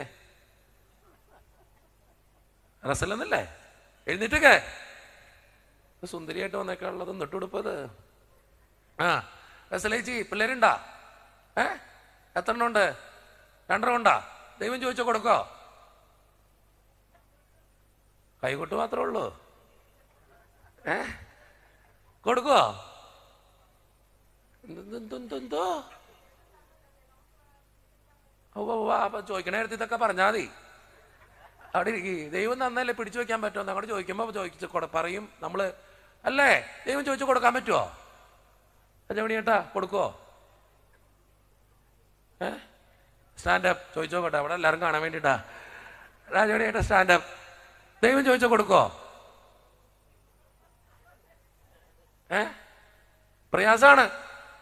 ഇവിടെ ആരാ കൊടുക്കണേ? ദൈവം ചോദിച്ചാ രാജമണി ചേട്ടൻ ഇരുന്നോ? ഞാനാണെങ്കിലും കൊടുക്കൂലടവേ. സത്യം പറയണേ, ഞാനാണെങ്കിലും കൊടുക്കൂല. ഞാൻ ഇത്രയും വചനം പ്രസംഗിച്ചാലും എനിക്ക് പറ്റില്ലടവേ. എനിക്കില്ല, എന്നാലും കൊടുക്കത്തില്ല. ഞാൻ കാര്യമായിട്ട് പറഞ്ഞാൽ കൊടുക്കത്തില്ല, എനിക്ക് പറ്റത്തില്ല. കാരണം നിങ്ങൾ ചിന്തിച്ചു നോക്കിയേ, ഇത്രയും ഒരു മകന് ഞാൻ സിമ്പിളായിട്ട് പറഞ്ഞെന്നറിയോ? ഇപ്പൊ എൻ്റെ പെങ്ങൾക്ക് 2 കൊച്ചങ്ങളാ, 2 ആൺകുട്ടികളാ. എൻ്റെ വീട്ടിൽ മുഴുവൻ ആൺകുട്ടികളാ, ഒരു പെങ്കൊച്ച് ഇപ്പം ജനിച്ചിട്ടുള്ളൂ. അപ്പോൾ നിങ്ങൾ എൻ്റെ പെങ്ങളുടെ കൊച്ചുങ്ങൾക്ക് ഒരു അസുഖം വരുമ്പോൾ തന്നെ ഞാൻ സങ്കടപ്പെടാം. ദൈവമേ, എൻ്റെ പെങ്ങളുടെ കൊച്ചാണെങ്കിലും എൻ്റെ കൊച്ചിനെ പോലെ ഞാൻ നോക്കണേ. എനിക്ക് ഭയങ്കര സങ്കടമാണ്. ദൈവമേ, ഇതിനൊരു അസുഖം വന്നാൽ നമ്മൾ ആകെ വിഷമിക്കുക. ഓടിച്ചെല്ല കാണാൻ, എൻ്റെ കൊച്ചിനെ പോലെ ഓടിച്ചെല്ല. കാരണം നമുക്ക് ഇനി ഒരു പ്രായമായി കഴിഞ്ഞാൽ നമ്മളൊക്കെ ഒന്ന് കൈ പിടിക്കാനോ വലിയോടത്തൊന്ന് കൊണ്ടുപോകാനൊക്കെ ഇതുങ്ങളുള്ളൂ. അതുകൊണ്ടാണ് ഇത്രയും സ്നേഹം. നിങ്ങൾ ചിന്തിച്ചോക്കെ, അത്രയും വിഷമമുണ്ട് എനിക്ക്. അപ്പോ സ്വന്തം കൊച്ചിനെ ദൈവം ചോദിച്ചാൽ ഇങ്ങനെ കൊടുക്കും. പക്ഷെ ഈ ബൈബിള് വായിക്കുമ്പോ എനിക്ക് ഇത്രയും ബഹുമാനം തോന്നിയിട്ടുള്ള ഒരു കഥാപാത്രം അബ്രഹാം. കേട്ടോ, വർഷങ്ങൾ പ്രാർത്ഥിച്ചൊരു കൊച്ചിനെ കിട്ടിയിട്ട് ദൈവം പറയാ, കൊച്ചിനെ എനിക്ക് വേണ്ടി ബലി അർപ്പിക്കണം. വെറുതെ കൊടുക്കാനല്ല പറയണേ, സ്വന്തം കൊച്ചിന്റെ നെഞ്ചത്തൊരു കടാര കൊണ്ട് കുത്തിയിറക്കി ആ ചോര കൊണ്ട് ബലിയർപ്പിക്കണമെന്ന്. ഏത് അപ്പനാ പറ്റണം അങ്ങനെ? എനിക്ക് അത്ഭുതപ്പെട്ട ഒരു മനുഷ്യനാണ് ഈ അബ്രഹാം. ഞാൻ അത്ഭുതപ്പെട്ടു പോയ ഒരു മനുഷ്യനാണ് ഈ അബ്രഹാം. ഈ അബ്രഹാം എന്ന മനുഷ്യനറിയോ, ദൈവം പറഞ്ഞു എന്ന് ദൈവത്തോട് ചോദിച്ചോ, ദൈവമേ നീ വേറെ എന്തെങ്കിലും ചോദിച്ചോ ഞാൻ തന്നോളാം. പറഞ്ഞോ? ഇല്ല. ദൈവത്തോട് മിണ്ടാതിരുന്ന് ഇങ്ങനെ ചോദിച്ചിട്ട് ഇല്ല. നമ്മളായിരുന്നെങ്കിലോ പള്ളിയും വേണ്ട, പ്രാർത്ഥനയും വേണ്ട, ഒന്നും വേണ്ട. ദൈവത്തോട് ചോദിച്ചിട്ട് ദൈവം കൊച്ചിനെയാണോ ചോദിച്ചേ? വേണ്ട, പ്രാർത്ഥന ഇന്നലെ നിർത്തിയേക്കാം. നമ്മളാണെങ്കിൽ പണ്ട് ഇറങ്ങിപ്പോയിന്റെ കർത്താവിൻ്റെ അടുത്തുനിന്ന് വന്നതാ. അബ്രഹാം പോയിട്ട് സ്വന്തം ഭാര്യയോട് പറഞ്ഞോ? ഇല്ല. ആ മനുഷ്യൻ ഒരു ആളോട് വാക്ക് പോലും പറയാതെ, അവന്റെ പെറ്റ തള്ളയോട് ഒരു വാക്ക് പോലും ചോദിക്കാതെ, അവന് ജീവൻ കൊടുത്ത് വളർത്തി വലുതാക്കിയ സ്വന്തം സഹധർമ്മിണിയോട് ഒരു വാക്ക് പോലും ഉരിയാടാതെ ആ മനുഷ്യൻ പിറ്റേ ദിവസം സ്വന്തം കൊച്ചിനെ എടുത്തോണ്ട് പോവാ. നിങ്ങൾ ചിന്തിച്ചു നോക്കിയ ആ മനുഷ്യന്റെ വിശ്വാസം. സ്വന്തം മോനെ ദൈവം ചോദിച്ചേ, വേറൊരു തലമുറ മുമ്പിലില്ല. ദൈവം അനുഗ്രഹിച്ചൊരു മനുഷ്യൻ അബ്രഹാം, നിന്നെ തലമുറയോളം അനുഗ്രഹിക്കുന്ന തമ്പുരാൻ പറഞ്ഞേ. പക്ഷെ അബ്രഹത്തിന്റെ മുമ്പിലെ ദൈവം പറയാ, നിന്റെ കൊച്ചിനെ എനിക്ക് വേണ്ടി ബലിയർപ്പിക്കണം. ആ മനുഷ്യന് വേറെ ചോദ്യങ്ങളോ വേറെ ഉത്തരങ്ങളോ വേറെ ബുദ്ധിമുട്ടുകളോ ഒന്നും ഉണ്ടായിരുന്നില്ല. ആ മനുഷ്യൻ പിറ്റേ ദിവസം സ്വന്തം കൊച്ചിനെ എടുത്തോണ്ട് പോവാ. പോകുന്ന വഴിയില്ല ലോകത്തെ മുഴുവൻ ചങ്കുലയ്ക്കുന്നൊരു ചോദ്യം തന്നെ. സ്വന്തം മകനാ ചോദിക്കണേ. ഇസഹാക്ക് എന്ന മകൻ സ്വന്തം അപ്പന്റെ കരങ്ങൾ ഇങ്ങനെ പിടിച്ചു വലിച്ചിട്ട് ആ അപ്പന്റെ മുഖത്തേക്കൊക്കെ ഒരു ചോദ്യം ചോദിച്ചു. അപ്പാ അപ്പാ, വിറകുണ്ട്, തീയുണ്ട്, ബലിക്കുള്ള കുഞ്ഞാട് എവിടെയാ? ബലിക്കുള്ള കുഞ്ഞാട് എവിടെയാ? ഞാൻ പറയുമ്പോ POS ബൈബിളായിരിക്കും പറയുക കേട്ടോ. ബലിക്കുള്ള കുഞ്ഞാട് എവിടെയാ? അപ്പന്റെ ചങ്ക് എവിടെയാ? കാരണം ഇത്രയും വർഷം പ്രാർത്ഥിച്ചൊരു മകനെ കുറച്ചു നേരത്തിനുള്ളിൽ കത്തി കുത്തി കൊല്ലണം, അവന്റെ നെഞ്ചത്ത് കടാര കുത്തി കൊല്ലണം. അങ്ങനെ കൊല്ലേണ്ടി വരുന്ന ഒരു അപ്പന്റെ ചങ്ക് പെടയുന്ന അവസ്ഥ നിങ്ങൾ ചിന്തിച്ചോക്ക്. ആ ചങ്ക് പെടയുന്ന അവസ്ഥയിലും അത്രയേറെ കരയുന്ന നിമിഷത്തിലും അബ്രഹാം എന്ന മനുഷ്യൻ സ്വന്തം മകനെ ഇങ്ങനെ ചേർത്ത് പിടിച്ചിട്ട് ഒറ്റ ഡയലോഗ പറഞ്ഞോളൂ, പൊന്നുമോനെ ഇസഹാക്കേ, പൊന്നുമോനെ ഇസഹാക്കേ, ദൈവം തരും, ദൈവം തരും, ദൈവം തരും. നിങ്ങൾ ചിന്തിച്ചു നോക്കിയ മനുഷ്യന്റെ വിശ്വാസം. ദൈവം പറയാ സ്വന്തം മോനെ കൊല്ലണോന്ന്, സ്വന്തം മകനെ വകവരുത്തി നീ എനിക്ക് വേണ്ടി ബലിയർപ്പിക്കണോന്ന്. അപ്പോഴും അബ്രഹാം പറയാ ദൈവം തരുമെന്ന്. എന്തുട്ട് വിശ്വാസമായിരുന്നു ആ മനുഷ്യന്റെ. സ്വന്തം മകനേക്കാളും ദൈവത്തെ സ്നേഹിച്ചൊരു മനുഷ്യനാണ് അബ്രഹാം. സ്വന്തമായിട്ടുള്ള എന്തിനേക്കാളും ദൈവത്തെ സ്നേഹിച്ചൊരു മനുഷ്യൻ. പിന്നെയും കയറി പോവാ, മലയുടെ അറ്റത്തെത്തി, തുമ്പത്തെത്തി. അപ്പോഴും മകന് സംശയം, ഇസഹാക്കിന് സംശയം. കാരണം ബലിക്കുള്ള കുഞ്ഞാട് കയ്യിൽ കരുതിയിട്ടില്ല. എന്ത് ചെയ്യും? അപ്പന്റെ കരങ്ങൾ ഒന്നും കൂടി പിടിച്ചു വലിച്ചിട്ട് അപ്പനോട് ഇച്ചിരി വാശിയോടുകൂടെ സ്വന്തം മകൻ ഒന്നും കൂടി ആരാഞ്ഞു. ആ ലോകത്തെ മുഴുവൻ ചങ്കുലയ്ക്കുന്ന ചോദ്യം, അപ്പാ അപ്പാ ഇനിയെങ്കിലും പറ, ബലി തുടങ്ങാൻ സമയമായി. അപ്പൻ ഇങ്ങനെ പറയില്ലേ, ബലിക്കുള്ള വിറക് നിരത്താൻ പോവാ, കൈ കെട്ടി എന്തെങ്കിലും ചെയ്യണ്ടേ, ബലിയർപ്പിക്കണ്ടേ? എന്ത് ബലിയർപ്പിക്കും? അപ്പന്റെ മുഖത്തേക്ക് ഒന്നും കൂടി ആരാഞ്ഞു, അപ്പ വിറകുണ്ട്, തീയുണ്ട്, ബലിക്കുള്ള കുഞ്ഞാട് എവിടെയാ? അപ്പം പറ. അപ്പന്റെ ചങ്ക് എവിടെയാ? കാരണം കുറച്ചു നേരത്തിനുള്ളിൽ സ്വന്തം മകനെ കൊല്ലണമെന്ന് അബ്രഹത്തിന് അറിയാം. സ്വന്തം മകന്റെ ഇത്രയും നാള് പെറ്റപ്പ തൊട്ട് എടുത്തു വളർത്തിയ മകനെ, സ്നേഹിച്ച് കൊതു തീരാത്ത മകനെ, അപ്പ എന്ന് വിളി കേട്ട് മതി തീരാത്ത മകനെ, ആ മകനെ കൊല്ലണമെന്ന് ഈ അപ്പനറിയാം. കുറച്ചു നേരത്തിനുള്ളിൽ സ്വന്തം മകന്റെ ചങ്ക് പെടഞ്ഞ് ചോര ചീറ്റുമെന്ന് അപ്പനറിയാം. കുറച്ചു നേരത്തിനുള്ളിൽ സ്വന്തം മകൻ മരിച്ചു പോകുമെന്ന് അബ്രഹത്തിനറിയാം. ആ അബ്രഹത്തിന്റെ ചങ്കിന്റെ അവസ്ഥ നിങ്ങളൊന്ന് ചിന്തിച്ചോക്ക്, മനസ്സിന്റെ അവസ്ഥ ഒന്ന് ചിന്തിച്ചോക്ക്. ആ മകന്റെ ചോദ്യത്തിന്റെ മുന്നില് കണ്ണുനീര് വാർത്തിട്ട് സ്വന്തം മകനെ ഇങ്ങനെ ചേർത്ത് പിടിച്ചിട്ട് അബ്രഹാം ഒറ്റ ഡയലോഗ് പറഞ്ഞു, പൊന്നുമോനെ ദൈവം തരും, ദൈവം തരും, ദൈവം തരും. സ്വന്തം മകൻ നിമിഷ നേരത്തിനുള്ളിൽ മരിക്കുമെന്നറിഞ്ഞിട്ടും അബ്രഹാം പറഞ്ഞത് ദൈവം തരുന്ന, ദൈവം തരുന്ന.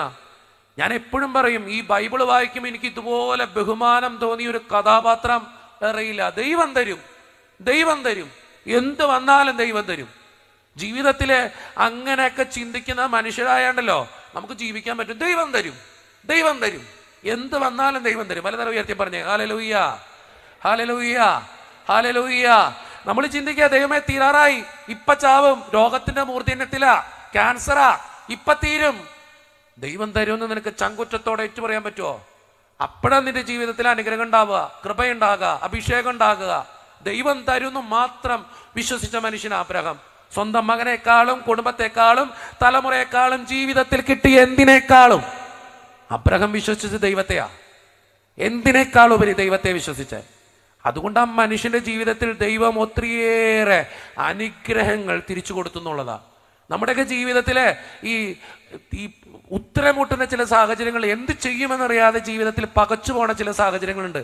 അവിടെ അബ്രഹത്തെ പോലെ കരുതി വെക്കണം, ദൈവം തരും, ദൈവം തരും. നമ്മൾ പാടുന്നൊരു പാട്ടുണ്ടല്ല, ദുഃഖത്തിന്റെ പാനപാത്രം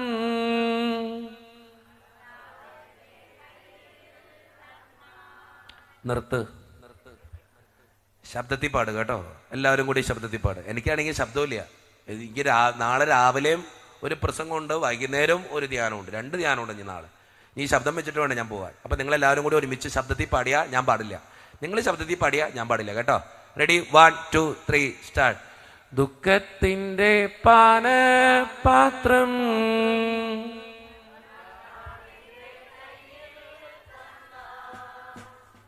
സന്തോഷത്തോടു വാങ്ങി ഹല്ലേലൂയ പാടിയിടും ഞാൻ. ഒന്നും കൂടി. ദുഃഖത്തോടു വാങ്ങി ഹല്ലേലൂയ. അടുത്ത വരി. മായിട്ടൊന്നും എന്നോ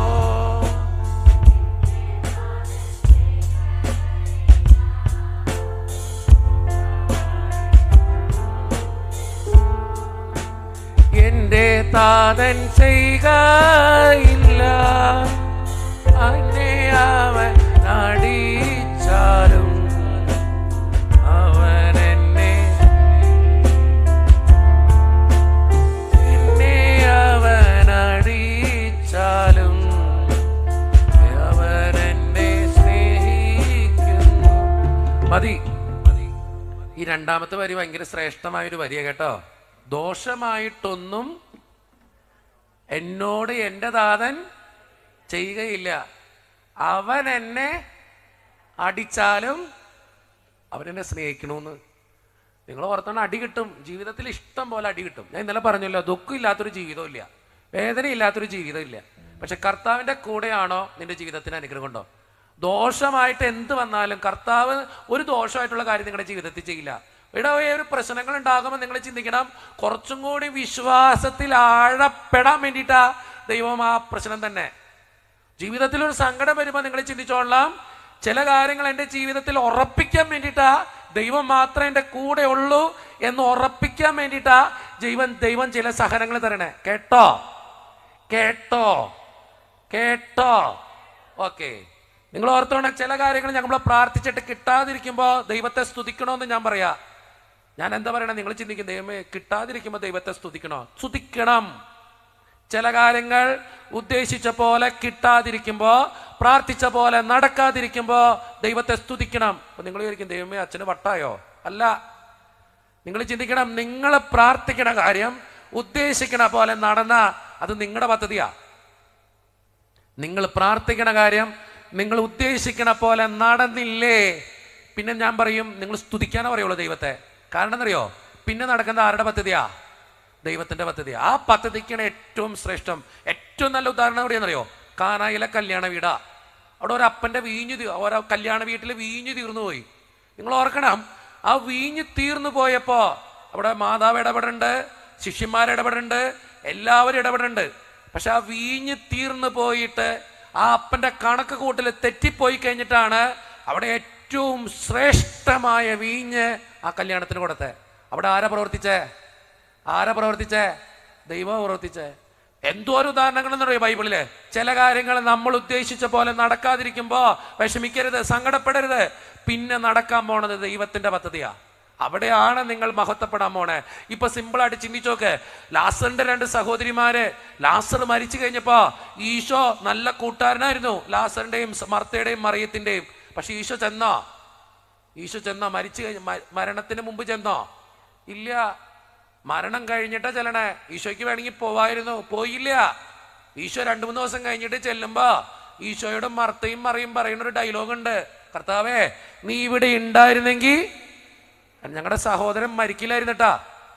ഈശോ എന്താ പറഞ്ഞെന്നറിയോ? ഒന്നും മിണ്ടാതെ നിന്നു. അടുത്തതാണ് നിങ്ങൾ ചെയ്യാൻ പോകേണ്ട കാര്യം. എന്തൊട്ട് ചെയ്യണേ? നിങ്ങൾ ഓർത്തോക്കിയേ. അവൻ പറഞ്ഞു കല്ലറയുടെ മുമ്പിൽ ചെന്നു.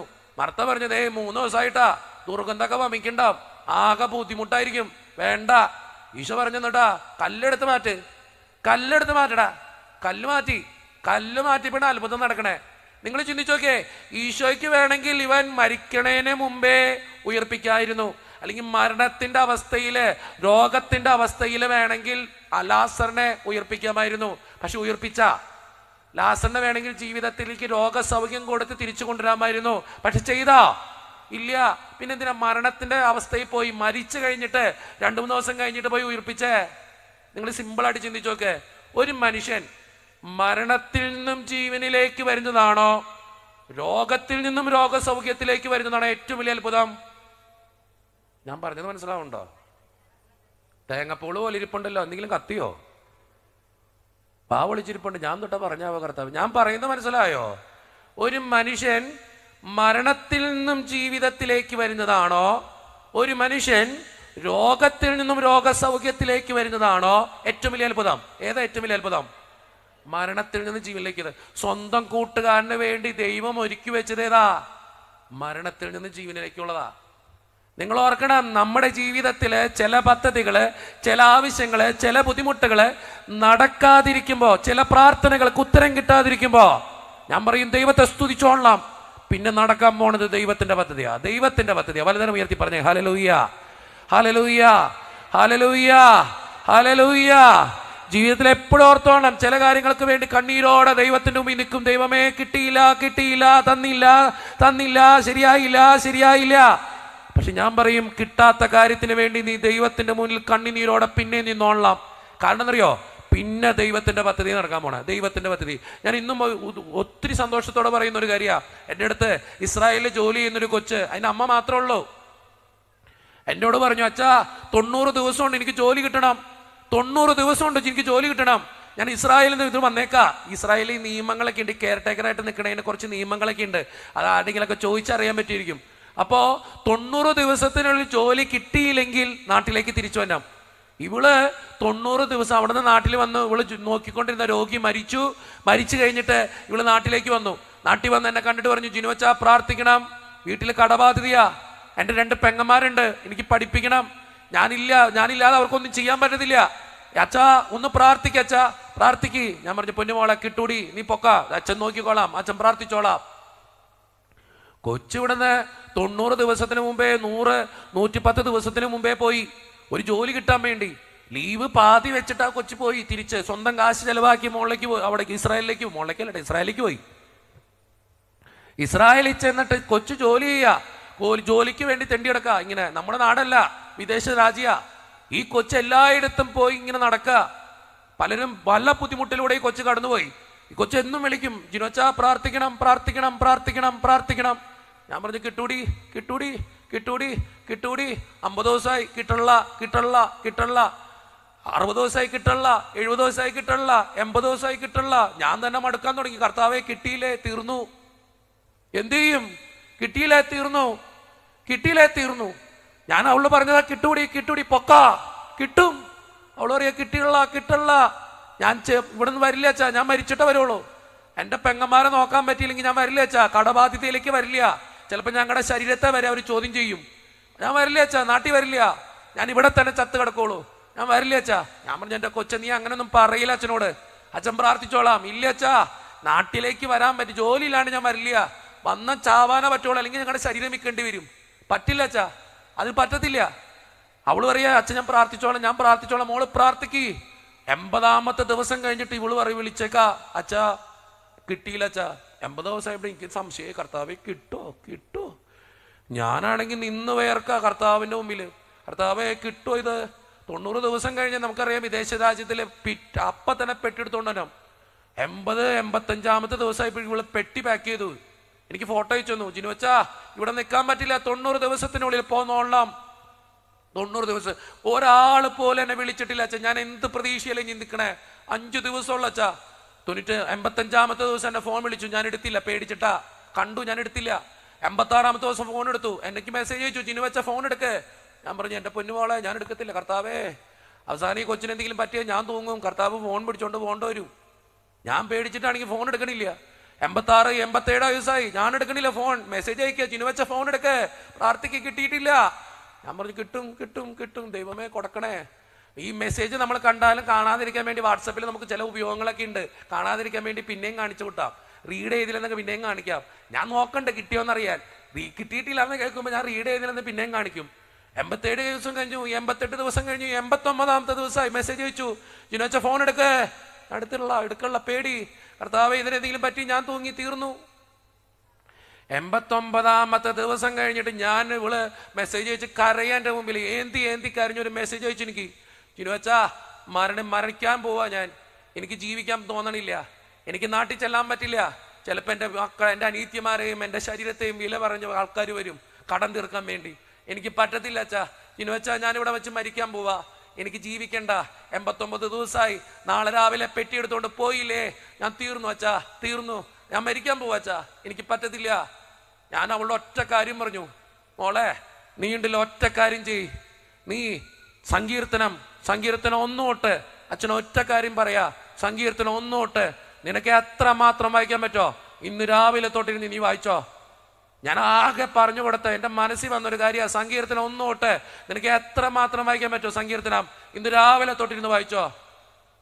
90ാമത്തെ ദിവസം ഞാൻ ഫോൺ എടുക്കണില്ല, എനിക്ക് ഭ്രാന്ത് പിടിച്ചിട്ടുള്ള, രാത്രി മുഴുവൻ ഇരുന്ന് പ്രാർത്ഥനയെ, കർത്താവേ എനിക്ക് കിട്ടിയില്ലേ, എൻ്റെ സങ്കടം എനിക്കറിയാം. ഒരു 2 അനീത്യമാരെയും പ്രായമായ ഒരു അമ്മേനെയും നോക്കണ ഒരു പെങ്കൊച്ചിന്റെ സങ്കടം നമുക്കറിയാൻ പറ്റും. ഞാൻ പറഞ്ഞു, പൊന്നുമോളെ അച്ഛൻ പ്രാർത്ഥിച്ചോളാം, ധൈര്യമായിട്ടിരിക്കി. 90ാമത്തെ ദിവസം ഞാൻ രാത്രി ഇരുന്ന് പ്രാർത്ഥനയും കഴിഞ്ഞിട്ട് ഇരിക്കുക. 90ാമത്തെ ദിവസം രാവിലെ ആയപ്പോ ഇവിടെ ഒരു മെസ്സേജ് വിടാൻ എനിക്ക്, ഞാൻ മെസ്സേജ് ഓപ്പൺ ചെയ്യാനുള്ള ചങ്കൂറ്റി എനിക്കില്ല. ഞാൻ മെസ്സേജ് നോക്കണില്ലേ, ഞാൻ പള്ളി പോയി, നേരെ പള്ളി പോയി, എൻ്റെ അടുത്തിൻ്റെ പള്ളി പോയി, പള്ളി ചെന്ന് അഴുത്താരുടെ അടുത്ത് വെച്ച് ഫോൺ വെച്ചു, ഇത് തുറക്കാൻ പോവാ, തുറന്നിട്ട് ഉത്തരം കിട്ടിയിട്ടത് ശരിയല്ലേ, ആ കൊച്ചു ജീവിക്കില്ല തമ്പുരാനെ. ഞാനിങ്ങനെ എൻ്റെ പ്രാർത്ഥന 2-3 പ്രാർത്ഥനയും ചൊല്ലി ആ വാട്സപ്പ് ഓപ്പൺ ചെയ്യാ, ഒറ്റ മെസ്സേജ് ഉള്ളൂ, ദൈവത്തിന് സ്തുതി, ദൈവത്തിന് 1000 നന്ദി, ജിനുവച്ചാ എനിക്ക് ജോലി കിട്ടി. വലതരം ഉയർത്തി പറഞ്ഞേ ഹല്ലേലൂയ, ഹല്ലേലൂയ, ഹല്ലേലൂയ. 90ാമത്തെ ദിവസം ജോലി കിട്ടി. 90ാമത്തെ ദിവസം രാവിലെ പെട്ടി പാക്ക് ചെയ്തോണ്ടിരിക്കുമ്പോ ആ ജോലി വന്നേ. അവള് പറയാ, ഇത് എവിടെന്നാ വന്നേന്ന് പോലും അറിയാൻ പാടില്ല, ഇത് ആരെ കൊണ്ടുവന്നേന്ന് പോലും അറിയാൻ പാടില്ല. എന്നെ രാവിലെ ഞാനത് കിട്ടിയ വഴി ഫോൺ വിളിച്ച് തിരിച്ച്, ജിനുവച്ചാ ഇതിപ്പൊ കുറച്ച് മുമ്പ് എനിക്കൊരാൾ ഫോൺ വിളിച്ചിട്ട് പറഞ്ഞു, എൻ്റെ വീട്ടിൽ വന്ന് ജോലി ചെയ്യാൻ പറ്റുമോ, എൻ്റെ അപ്പനമ്മേനെ നോക്കാൻ പറ്റുമോ, ഒരു ഏജൻസി വഴി വന്നതാ അച്ഛാ, എനിക്കറിയാൻ പാടില്ല ആരെന്നെ വിളിച്ചേന്ന്, എനിക്കറിയാൻ പാടില്ല ആരെനിക്ക് ആ ജോലി എന്നേന്ന്, എനിക്കറിയാൻ പാടില്ല അച്ഛാ. ഇന്ന് ആ കൊച്ച കുടുംബം ഭയങ്കര സന്തോഷം. കാരണം അവള് പറയാ, അച്ഛാ ഞാൻ പോയി കണ്ട ഒറ്റ കുടുംബത്തിലും എനിക്ക് ഇഷ്ടപ്പെട്ടിട്ടില്ല, പക്ഷെ ഞാൻ ഇപ്പോ സന്തോഷത്തോടെ ഞാൻ വേണമെങ്കിൽ ആ കൊച്ചിന്റെ സാക്ഷ്യം വേണ്ടി നിങ്ങളെ കേൾപ്പിച്ചു തരാം. ആ കൊച്ചു പറയും, അച്ഛാ ഞാൻ ഇപ്പൊ താമസിക്കുന്ന വീടുണ്ടല്ലോ, ഞാൻ ഇതുവരെ ജോലി ചെയ്തതിൽ ഏറ്റവും നല്ല വീടാ, അവിടുത്തെ അപ്പനും അമ്മയും അവിടുത്തെ മക്കള് എന്നെ നോക്കണത് ഈ അനീത്തിനെ പോലെയാ, അത്രയ്ക്ക് സ്നേഹത്തോടെ എന്നോട് പെരുമാറണേ. ഞാൻ എപ്പോഴും പറയുന്നറിയോ, ദൈവം സൂക്ഷിച്ചു വെച്ചിരിക്കുന്നത് ഏറ്റവും ബെസ്റ്റ് ആയിരിക്കും. ചിലപ്പോൾ അത് കിട്ടാൻ ഇച്ചിരി വൈകും, പക്ഷെ കിട്ടിയാണ്ടല്ലോ ബെസ്റ്റ് എന്ന് പറഞ്ഞാൽ ബെസ്റ്റ്, അതിലും വലിയ ബെസ്റ്റ് നിങ്ങൾക്ക് ഉണ്ടാവില്ല. നിങ്ങൾ ജീവിതത്തിൽ എപ്പോഴും ഓർത്തോ, ചില കാര്യങ്ങൾ തമ്പുരാൻ വൈകിക്കുന്നത് ഏറ്റവും നല്ലത് തരാൻ വേണ്ടിയിട്ടാ. വലതരം ഉയർത്തി പറഞ്ഞേ ഹല്ലേലൂയ, ഹല്ലേലൂയ, ഹല്ലേലൂയ. നിങ്ങൾ ചിന്തിക്കും, ദൈവമേ ഇത് കിട്ടിയില്ല, അത് നടന്നില്ല, പക്ഷെ ചിന്തിച്ചോളണം, ദൈവം മാറ്റി വെക്കേണ്ടത് ചിലത് നല്ലത് തരാൻ വേണ്ടിയിട്ട്. നിങ്ങൾ തന്നെ ഓർത്ത് നോക്കിയേ, ചില കാര്യങ്ങൾ ലാസ്റ്റ് ആയിട്ട് കിട്ടിയിട്ടും ഏറ്റവും ബെസ്റ്റ് ആയിട്ട് കിട്ടിയിട്ടുള്ളൂ. ശരിയല്ലേ? ശരിയാണ്, ചിന്തിച്ചോക്ക്. പലതരം ഉയർത്തി പറഞ്ഞേ ഹല്ലേലൂയ, ഹല്ലേലൂയ, ഹല്ലേലൂയ. ജീവിതത്തിൽ എപ്പോഴും ഓർത്തോ, ചില കാര്യങ്ങൾ എങ്ങനെയാ. ഞാൻ ഈ LMS വന്നപ്പോൾ പറഞ്ഞൊരു അനുഭവം ഉണ്ട്, എൻ്റെ ജീവിതത്തിൽ നടന്ന ഒരു കാര്യമാണ്. ഞാനത് യുവാക്കളുടെ മീറ്റിങ്ങിലൊക്കെ മിക്കവാറും പറയാറുണ്ട്. ഇത്രേ ഉള്ളൂ. ഒരിക്കൽ ഒരു ധ്യാനപ്രസംഗം കഴിഞ്ഞ് എൻ്റെ പള്ളിയിലേക്ക് ഞാൻ പോവാ, എനിക്കൊരു ഫോൺ വന്നു. എൻ്റെ പൊന്നെ, സാധാരണ അങ്ങനെ ഫോണൊന്നും എടുക്കാത്ത മനുഷ്യനാ, പക്ഷെ ഇത് അറിയാണ്ട് എടുത്തു വഴിക്ക് അവൾ പറയാ, ഞാൻ ചാവാൻ പോവാ. ഞാൻ പറഞ്ഞു, എൻ്റെ പൊന്നു കൊച്ചോ നീ ഇപ്പം ചാവണ്ട, പിന്നീട് എപ്പോഴെങ്കിലും ചത്തോ. അപ്പോൾ അവൾ പറയും, ഇല്ല അച്ചോ ഞാൻ ചാവും. ഞാൻ പറഞ്ഞു, എൻ്റെ പൊന്നു കൊച്ചേ എന്താ പ്രശ്നം? അവൻ എന്നെ പറ്റിച്ചു. ഞാൻ വെച്ചാൽ ആര്? ഞാൻ 8 വർഷം സ്നേഹിച്ചവൻ എന്നെ പറ്റിച്ചു. വീട്ടിൽ കല്യാണമൊക്കെ അറേഞ്ച് ചെയ്ത് വെച്ചതച്ചാ, വീട്ടുകാരൊക്കെ എല്ലാം സെറ്റാക്കി വെച്ചതച്ചാ, ഇപ്പം അവനെന്നെ വേണ്ട. ഞാൻ പറഞ്ഞു, എൻ്റെ പൊന്നുമോളെ ഞാൻ പ്രാർത്ഥിച്ചോളാം, മോള് പൊക്കോ, കുഴപ്പമില്ല, ഇതെനിക്ക് കാരണം ഫേസ് ചെയ്യാനുള്ള തൻ്റെ ഇടയില്ല. ഞാൻ പറഞ്ഞു, എൻ്റെ പൊന്നു കൊച്ച് ഞാൻ എന്ത് പറയാനാ, മോള് ഫോൺ വെച്ച് അച്ഛൻ ഡ്രൈവ് ചെയ്യുക, ഞാനിപ്പോൾ വണ്ടി കാർ ഓടിച്ചോണ്ടിരിക്കുക. അപ്പം ഞാൻ പറഞ്ഞു, പൊന്നു വെച്ചാൽ അച്ഛൻ ഡ്രൈവ് ചെയ്യുക, എനിക്ക് അതിൽ ശ്രദ്ധിക്കണം, ഫോൺ വിളിച്ച് സംസാരിക്കാൻ പറ്റത്തില്ല, മോള് ഫോൺ വെച്ചോ, പിന്നീട് എപ്പോഴെങ്കിലും വിളിക്ക്. പിന്നെ വെച്ചാൽ അച്ഛനിപ്പോൾ ഫോൺ എന്നോട് സംസാരിച്ചില്ലേ ഞാൻ സൂയിസൈഡ് ചെയ്യും, ബ്ലാക്ക് മെയിൽ ചെയ്യാം. മനുഷ്യന്മാരിപ്പോൾ ഇങ്ങനെയാ, എന്നോട് സംസാരിപ്പിക്കുന്നത് ഇങ്ങനെയാ, ഞാൻ ചാവും എന്ന് പറഞ്ഞിട്ടാ ഫോൺ വിളിക്കണേ, പിന്നെ എടുക്കാതിരിക്കാൻ പറ്റുമോ? ഇപ്പം പേടിയാടാ പോയി ഫോൺ എടുക്കാൻ, സത്യം പറയണേ. എന്നോട് പറയാ, ജിനുവച്ച ഫോൺ എടുത്തില്ലെങ്കിൽ ഞാൻ മരിക്കും. ഞാൻ പറഞ്ഞു, പൊന്നു മോളെ നീ അങ്ങനെയൊന്നും പറയില്ലേ. ജിനുവച്ച ഞാൻ പറഞ്ഞു, എനിക്കൊന്നും സംസാരിക്കാൻ പറ്റില്ല, അച്ഛൻ കേട്ടാ മതി, ഒന്നും പറയണ്ട. ഞാൻ പക്ഷെ എന്തെങ്കിലും കാണിക്കുക, കേട്ടാ മതിയില്ലേ, നീ പറഞ്ഞു തുടങ്ങി. അച്ഛാ എൻ്റെ വീട്ടുകാരെല്ലാവരും കൂടി അറേഞ്ച് ചെയ്തൊരു കല്യാണം അച്ഛാ, പക്ഷെ ആ വിദേശത്തായതുകൊണ്ട് ഇച്ചിരി നീണ്ടുപോയത് അച്ഛാ. 8 വർഷമായി ഞങ്ങൾ സ്നേഹിച്ച് കല്യാണം എല്ലാ കാര്യങ്ങളും ഫിക്സ് ചെയ്ത് അച്ഛാ. ഇപ്പം അവന് വേണ്ട, ഞാൻ വണ്ടി ഓടിക്കുന്നോണ്ട് പറഞ്ഞു, പൊട്ടടി മോള വിട്ടുകളയടി, പ്രാർത്ഥിക്കടി, ദൈവം നിനക്ക് വേണ്ടത് തരൂടി. അപ്പൊ അവള് പറഞ്ഞു, ഇല്ലച്ചോ, ഇല്ല, ദൈവം തരില്ല, ഒരിക്കലും തരില്ല. ഞാൻ എന്തോരൊക്കെ അറിയണേച്ചോ, എന്തോരം പ്രാർത്ഥിക്കണേച്ചോ, എന്തോരം നിലവിളിക്കണേച്ചോ, എന്നിട്ട് എന്തേ തരാത്തെ? ഞാൻ അപ്പോഴും പറഞ്ഞു, പോട്ടടി മോള വിട്ടുകളയടി, പ്രാർത്ഥിക്കടി, ദൈവം നിനക്ക് വേണ്ടത് തരൂടി. അവൾ പറഞ്ഞു, ഇല്ലച്ചോ, ഇല്ല, വചനം വായിക്കണ്ടച്ചോ, സഭയെ പോണ്ടച്ചോ, പ്രാർത്ഥിക്കണ്ടച്ചോ, എന്നിട്ട് എന്ത് വെച്ചോ തരാത്തെ? ഞാൻ അപ്പോഴും പറഞ്ഞു, പോട്ടടി മോള വിട്ടുകളയടി, പ്രാർത്ഥിക്കടി, ദൈവം നിനക്ക് വേണ്ടത് തരൂടി. കാരണം വേറെ ഒന്നും ചിന്തിക്കാൻ നേരമില്ലാത്തോണ്ട് ഇതന്നെ പറഞ്ഞുകൊണ്ടിരിക്കണേ. അപ്പൊ അവള് പറഞ്ഞു, ഇല്ലച്ചോ, ഇല്ല, ദൈവം തരില്ലച്ചോ, ദൈവം തന്റെ കണ്ണീര് കാണാത്തെ, ദൈവം തന്റെ പ്രാർത്ഥന കേൾക്കാത്തെ, ദൈവം തന്റെ നിലവിളി കേൾക്കാത്തെ. ഞാൻ അപ്പോഴും പറഞ്ഞു, പോട്ടടി മോള വിട്ടുകളയടി, പ്രാർത്ഥിക്കടി, ദൈവം നിനക്ക് വേണ്ടത് തരൂടി. അവൾ പറഞ്ഞു, ഇല്ലച്ചോ, ഇല്ല, ദൈവം തരില്ല. ഞാൻ എത്ര ദിവസമായി അയച്ച ഉപവാസം എടുക്കണോ, ഞാൻ എത്ര ദിവസമായി അയച്ച ദൈവത്തിന് മുന്നിൽ വിളിക്കണോ, ഞാൻ എത്ര ദിവസമായി അയച്ച കറിയണോ, എനിക്ക് ഉറങ്ങാൻ പറ്റണില്ല അച്ഛാ, ജീവിക്കാൻ തോന്നണില്ല അച്ഛാ, എന്റെ ജീവിതം നരകമാണ് അച്ഛാ, എനിക്ക് ജീവിക്കണ്ട അച്ഛാ. ഞാൻ അപ്പോഴും പറഞ്ഞു, പോട്ടടി മോള വിട്ടുകളയടി, പ്രാർത്ഥിക്കടി, ദൈവം നിനക്ക് വേണ്ടത് തരൂടി. 9:30 മണി തൊട്ട് 11:30 മണി വരെ എൻ്റെ പള്ളിയിലെത്തണ നേരം വരെ 2 മണിക്കൂർ ഈ സാധനത്തിന്റെ അടുത്ത് ഞാൻ ഇതന്നെയാ പറഞ്ഞുകൊണ്ടിരിക്കണേ. പോട്ടടി മോള വിട്ടുകളയടി, പ്രാർത്ഥിക്കടി, ദൈവം നിനക്ക് വേണ്ടത് തരൂടി. 11:30 മണിക്ക് എൻ്റെ പള്ളി ചെന്നപ്പോ ഞാൻ ചോദിച്ചു, എൻ്റെ പൊന്നുമോളെ ഡ്രൈവ് ചെയ്ത് നിന്നു, പള്ളി എത്തി, നിന്റെ തീരുമാനം തൊട്ടാ ഈ സാധനം എന്നോട് പറയാ ഞാൻ ചാവാൻ പോവാ. ഞാൻ പറഞ്ഞു, നീ ഫോൺ വെച്ചോ, പോയി ചത്തോ. പറഞ്ഞ വഴി ഫോൺ വെച്ചു. പക്ഷെ പിറ്റേ ദിവസം രാവിലെ കേൾക്കുന്ന വാർത്ത എന്താണെന്നറിയോ? ഇവള് സൂയിസൈഡ് ചെയ്തു. ഒരു ചെറുക്കൻ ജീവിതത്തിൽ ഇല്ല എന്ന് പറഞ്ഞ് സൂയിസൈഡ് അറ്റംപ്റ്റ് നടത്തി അവളെന്താ ചെയ്യുന്നത്? ഒരു പഴയ വീടാ, ഇതിന് അമ്മ മാത്രമേ ഉള്ളൂ. ഇതെന്താ ചെയ്യണമെന്ന് വെച്ച് കഴിഞ്ഞാൽ ഒരു സ്വന്തം മുറിയിലങ്ങോട്ട് കയറി സ്വന്തം ഫാനില്, വീട്ടിന്റെ മുറിയിലെ ഫാനില് ഒരു ഹുക്കിട്ട് അങ്ങോട്ട് തൂങ്ങി. ഒരു മേശപ്പുറത്ത് നിന്നാ തൂങ്ങണേ. ഈ തൂങ്ങിയ വഴിക്ക് കാല് പിടച്ചപ്പോ മേശ മറിഞ്ഞു വീണിട്ട് അമ്മ കണ്ടു. പണ്ടത്തെ വീടാ, നമ്മുടെ പണ്ടത്തെ വീടിന്റെ വാതിലിന്റെ മുകളിൽ ചെറിയൊരു ആർച്ച് പോലെ ഉണ്ടാവും. അപ്പൊ അമ്മ ഓടി വന്ന് നോക്കി കഴിഞ്ഞപ്പോ സ്വന്തം കൊച്ചിങ്ങനെ തൂങ്ങിക്കിടക്ക. അമ്മ വാതില് തള്ളി തുറന്ന് അകത്ത് കയറി സ്വന്തം കൊച്ചിന്റെ കാൽക്കൽ ഇങ്ങനെ വട്ടം പിടിച്ചപ്പോഴേക്കും കൊച്ചിന്റെ ബോധം പറഞ്ഞു. കൊച്ചിന്റെ ബോധം പോയി. കൊച്ചു ബോധമില്ലാണ്ട് കിടക്ക. കൊച്ചിനെ പൊക്കിയെടുക്കാൻ പറ്റില്ല അമ്മയ്ക്ക് എന്ത് ചെയ്യാൻ പറ്റും? ഇത് അമ്മ മാത്രമുള്ളൂ. ഇതിനെ അയൽവക്കക്കാരെയും നാട്ടുകാരെയും വീട്ടുകാരെയൊക്കെ വിളിച്ചു വരുത്തി. എല്ലാവരും കൂടി വന്ന് കൊച്ചിനെ പൊക്കിയെടുത്തോണ്ട് ആശുപത്രി ചെന്നു. ബോധമില്ലാണ്ട് കൊണ്ടുപോണേ ആശുപത്രി ചെല്ലുമ്പോൾ നിങ്ങൾക്കറിയാം, നാട്ടുകാരും വീട്ടുകാരൊക്കെ അറിഞ്ഞേക്കാ ആത്മഹത്യ ശ്രമ. ആശുപത്രി ചെല്ലുമ്പോൾ അപ്പൊ തന്നെ ചോദിക്കും, ഈ ആശുപത്രി എന്താ സംഭവിച്ചേ? ഉത്തരം പറയേണ്ടി വരും, ആത്മഹത്യ ശ്രമമാണെങ്കിൽ എന്തെടുക്കും? പോലീസ് കേസെടുക്കും. പോലീസ് വന്ന് ഏറ്റവും ആദ്യം പരിശോധിക്കാൻ പോകണം തൊട്ടാ ഈ കൊച്ചിന്റെ ഫോൺ. ഈ കൊച്ചിനെ ഏറ്റവും അവസാനം വിളിച്ചതാരാ? ഞാൻ. നിങ്ങൾ കിളിക്കണോ? ഞാൻ ഉറങ്ങാത്തൊരു ദിവസമാണ്. എന്നെ രാവിലെ വിളിക്കുന്നത് ഈ പോലീസുകാരനാ. വളരെ മാന്യമായിട്ടാണ് ഈ പോലീസുകാരനോട് സംസാരിച്ചേ. എന്നോട് ചോദിച്ചു, ആരടാ നീ? ഞാൻ പറഞ്ഞു, ജിനുവച്ചൻ. ഏത് കിനുവച്ചൻ? ഞാൻ പറഞ്ഞു, ഈ പ്രസംഗിക്കാനും ധ്യാനിപ്പിക്കാനൊക്കെ പോണ ജിനുവച്ചൻ. അച്ഛനും തൊട്ട് രാത്രി പെൺകുട്ടിയായിട്ട് സല്ലാപം. ഞാൻ പറഞ്ഞു, പൊന്നു സാറേ ചാവണമെന്ന് പറഞ്ഞ് വിളിച്ചതാ. 2 മണിക്കൂർ ചാവണമെന്ന് പറഞ്ഞ് വിളിക്കാൻ വിളിച്ചതാണോ? ഞാൻ പറഞ്ഞു, സാറേ ചാവണമെന്ന് പറഞ്ഞ് വിളിച്ചതാ. എന്നോട് സാറ് പറഞ്ഞു, പോലീസുകാരൻ പറഞ്ഞു, അച്ഛനിവിടെ വന്നാം. ഞാൻ പറഞ്ഞു, എൻ്റെ പൊന്നു സാറേ ഞാൻ വരില്ല. എന്നെ വിളിച്ചെന്ന് പറഞ്ഞോണ്ട് ഞാൻ വന്നെങ്ങനെ? എനിക്ക് ധ്യാനത്തിന് പോകണം. അച്ഛനിവിടെ വന്നാം. അച്ഛനാണ് ലാസ്റ്റ് സംസാരിച്ചത്. അച്ഛനോട് ഞങ്ങൾ കുറച്ച് കാര്യങ്ങൾ ചോദിക്കാനുണ്ട്. ഞാൻ പറഞ്ഞു, സാറ് വരാൻ പറ്റത്തില്ല. അച്ഛൻ കൊച്ചിന്റെ ബോധം വന്നിട്ടില്ല. കൊച്ച് വളരെ സീരിയസ് ആയിട്ട് ആശുപത്രി കിടക്ക. അച്ഛനിവിടെ വന്നാം. അച്ഛനോട് ലാസ്റ്റ് സംസാരിച്ചേക്കണേ, മൊഴി എടുക്കാനുള്ളതാ. അച്ഛനോട് വന്നാം. ഞാൻ പറഞ്ഞു, എൻ്റെ പൊന്നു സാറേ ഞാൻ വരില്ല. അവസാനം ഈ പുള്ളി എന്നോട് പറഞ്ഞു, അച്ഛാ ഈ അച്ഛൻ വന്നില്ലെങ്കിൽ ഞങ്ങൾ ഫോൺ റെക്കോർഡ് മുഴുവൻ പരിശോധിക്കും. ഫോൺ റെക്കോർഡ് പരിശോധിക്കും എന്ന് വെച്ചപ്പോൾ എനിക്ക് ആശ്വാസമായി. കാരണം ഒറ്റ ഡയലോഗം ഞാൻ പറഞ്ഞിട്ടുള്ളൂ, പോട്ടടി മോള വിട്ടുകളയടി, പ്രാർത്ഥിക്കടി, ദൈവം നിനക്ക് വേണ്ടത് കൂടി. ഞാൻ പറഞ്ഞു, സാറ് വോയിസ് റെക്കോർഡല്ല, എന്താന്ന് വെച്ചാൽ പരിശോധിച്ചു, എന്നിട്ട് വിളിച്ചാൽ മതി. 2 മണിക്കൂർ ഈ പോലീസുകാരൻ ഇരുന്ന് കേട്ടു. പോട്ടടി മോള വിട്ടുകളയടി. 2 മണിക്കൂർ ഇരുന്ന് കേട്ടു.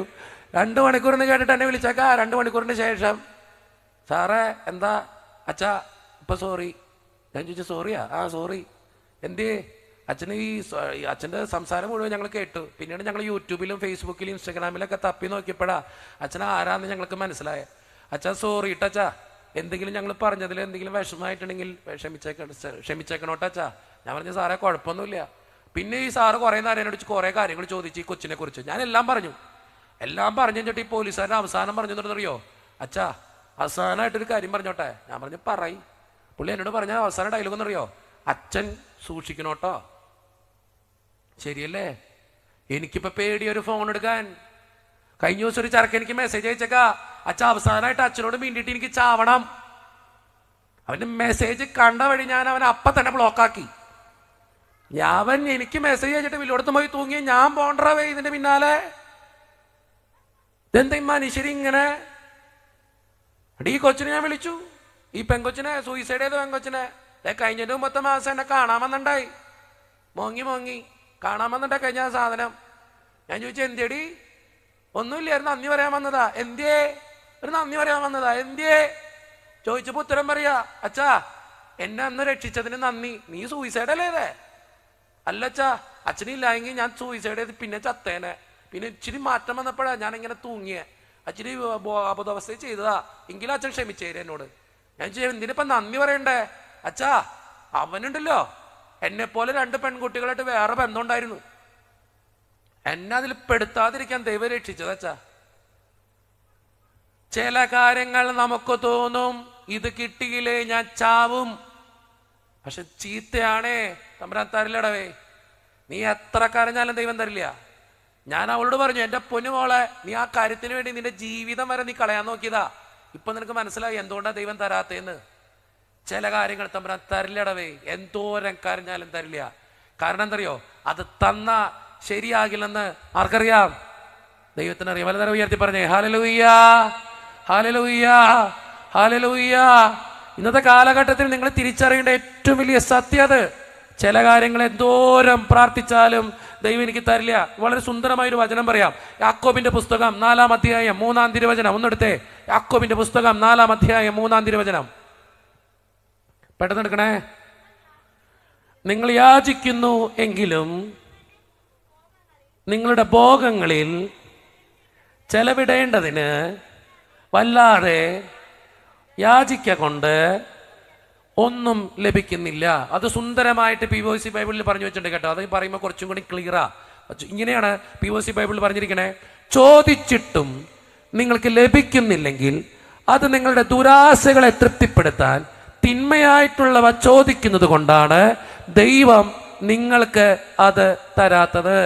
അച്ഛനൊന്നുകൂടി പറയാം, ചോദിച്ചിട്ടും നിങ്ങൾക്ക് ലഭിക്കുന്നില്ലെങ്കിൽ അത് നിങ്ങളുടെ ദുരാശകളെ തൃപ്തിപ്പെടുത്താൻ തിന്മയായിട്ടുള്ളവ ചോദിക്കുന്നത് കൊണ്ടാണ് അത് ദൈവം നിങ്ങൾക്ക് തരാത്തത്. നിങ്ങളുടെ ദുരാശകളെ തൃപ്തിപ്പെടുത്താൻ നിങ്ങൾ തിന്മയായിട്ടുള്ളവ ചോദിച്ച തമ്പുരാൻ തരുവോ?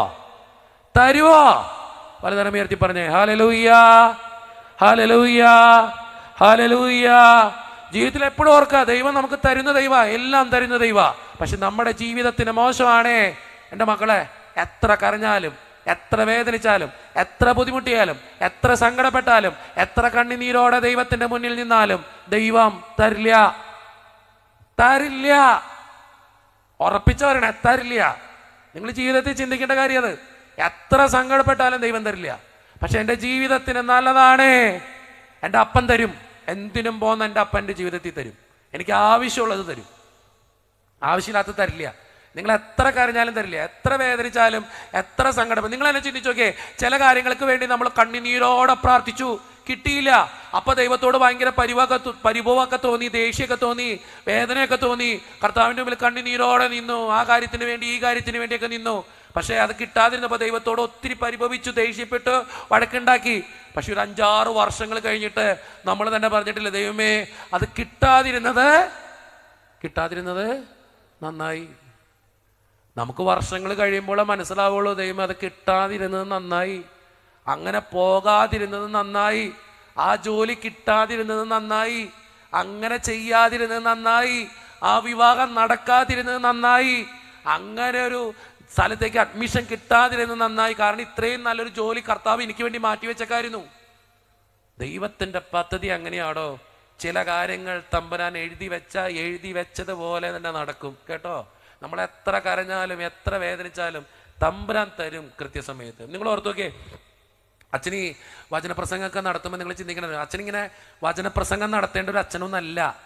സാധാരണ ഒരു പള്ളിയിലെ ഇടവക വികാരിയായിട്ട് ഇരിക്കേണ്ട അച്ഛൻ. പക്ഷെ അച്ഛൻ ഇങ്ങനെ ധ്യാനപ്രസംഗമായിട്ട് നടക്കുക എല്ലായിടത്തും. എന്തുകൊണ്ടാണെന്ന് പലരും ചോദിക്കാറുണ്ട്, അച്ഛൻ എന്ത് ഇങ്ങനെ നടക്കണം എല്ലായിടത്തും? കാരണം ഞങ്ങളുടെ കാര്യസ് അനുസരിച്ച് ഞങ്ങളൊരു ഇടവക പള്ളി വികാരി അച്ഛനായിട്ട് ഇടവകയുടെ കാര്യങ്ങൾ നോക്കി, സഭയുടെ കാര്യങ്ങൾ നോക്കി അവിടുത്തെ മക്കൾക്ക് വേണ്ടി നിൽക്കേണ്ട ഒരു മനുഷ്യനാ. ഞാനിപ്പോഴും നിൽക്കുന്നുണ്ട്, ഇല്ലാന്നല്ല.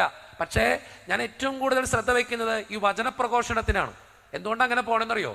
എൻ്റെ ജീവിതത്തിൽ ദൈവം തന്നൊരു സമ്മാനമുണ്ട്. എൻ്റെ അപ്പൻ്റെ ക്യാൻസറാ. എൻ്റെ അപ്പൻ്റെ ക്യാൻസർ ദൈവത്തിൻ്റെ സമ്മാനമായിട്ട് കരുതുന്ന മനുഷ്യനാണ് ഞാൻ കേട്ടോ. എൻ്റെ അപ്പനെ എനിക്ക് ഭയങ്കര ഇഷ്ടം. ഈ ലോകത്ത് എനിക്ക് ഏറ്റവും ഇഷ്ടം എൻ്റെ അപ്പനെയാണ് കേട്ടോ. എൻ്റെ അപ്പനെ എനിക്ക് ഭയങ്കര ഇഷ്ടമാണ്. എൻ്റെ അപ്പൻ തനിയൊരു മുരടനാട്ടോ, തനിയൊരു മുരടനാ. തനി മുരടെന്ന് വെച്ചാൽ കാട്ടുപോത്തിൻ്റെ സ്വഭാവം എൻ്റെ തന്തയ്ക്ക്. പക്ഷെ എനിക്ക് ഇഷ്ടം എൻ്റെ തന്തേനെയാണ്. എന്ത് പറഞ്ഞാലും കയറാത്തൊരു തന്തയാ. ഇവിടെ ഇരിക്കുന്ന പല തന്തമാരും അങ്ങനെയായിരിക്കും. എന്ത് പറഞ്ഞാലും അങ്ങോട്ട് കയറില്ല, ഇങ്ങോട്ട് മാത്രമേ പറയുള്ളൂ. എൻ്റെ തന്ത അങ്ങനെ തന്നെയാ. ഇവിടെ ഇരിക്കുന്ന പല ചേച്ചിമാരും ചേട്ടന്മാരും നോക്കണ്ട എന്തെങ്കിലും ആവട്ടെ. കാട്ടുപോത്ത് എന്ന് പറഞ്ഞപ്പോൾ ചേച്ചിക്ക് സന്തോഷം. അയ്യോ, അവിടെ ഇരിപ്പുണ്ട് ഒരു കാട്ടുപോത്ത് കേട്ടോ. ഞാൻ കാര്യമായിട്ട് പറഞ്ഞതാ. എൻ്റെ തന്ത അതുപോലത്തെ ഒരു സ്വഭാവക്കാരനാ, ഭയങ്കര ദേഷ്യക്കാരനാ. സംസാരിക്കുന്നത് എങ്ങനെയെന്നറിയോ? അപ്പാ എന്താടാ, എന്തുണ്ട് വിശേഷം? ഫോൺ വിളിക്കുന്നത് എങ്ങനെയാ? എന്തുണ്ട് വിശേഷം? ഒന്നുമില്ല.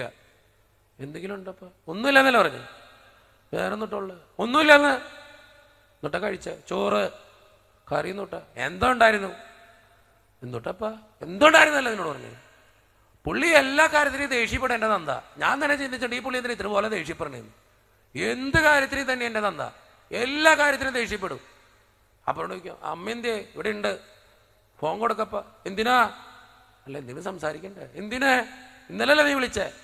അല്ല അമ്മയല്ലപ്പ. അതിന് ഇതാണ് സ്വഭാവം. ഞാൻ വീട്ടിൽ ചെന്നാല അപ്പ എന്തിനാ വന്നേ? ഇതെൻ്റെ വീടല്ലപ്പ. അതിന് ഇതാണ് എൻ്റെ തന്ത. ഏത് നേരം ഇങ്ങനെ സംസാരിക്കൂ. എന്തും അമ്മ തിരിച്ചാ ഒടുക്കത്തെ സ്നേഹ. ഒടുക്കത്തെ സ്നേഹം എന്ന് വെച്ച് കഴിഞ്ഞാൽ നമ്മൾ വീട്ടിൽ ചെല്ലുമ്പോഴേക്കും പൊന്നേന്ന് പറഞ്ഞു വരും.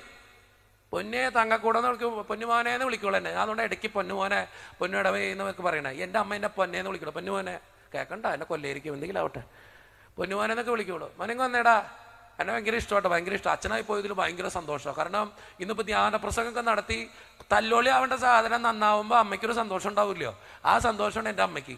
ഭയങ്കര സന്തോഷം. ധ്യാനഗുരു ജിനു അച്ഛൻ്റെ അമ്മയല്ലെന്ന് പറയുമ്പോൾ ആ പുള്ളിക്കാരത്തി 2 സ്റ്റെപ്പ് കൂടുതൽ വയ്ക്കും.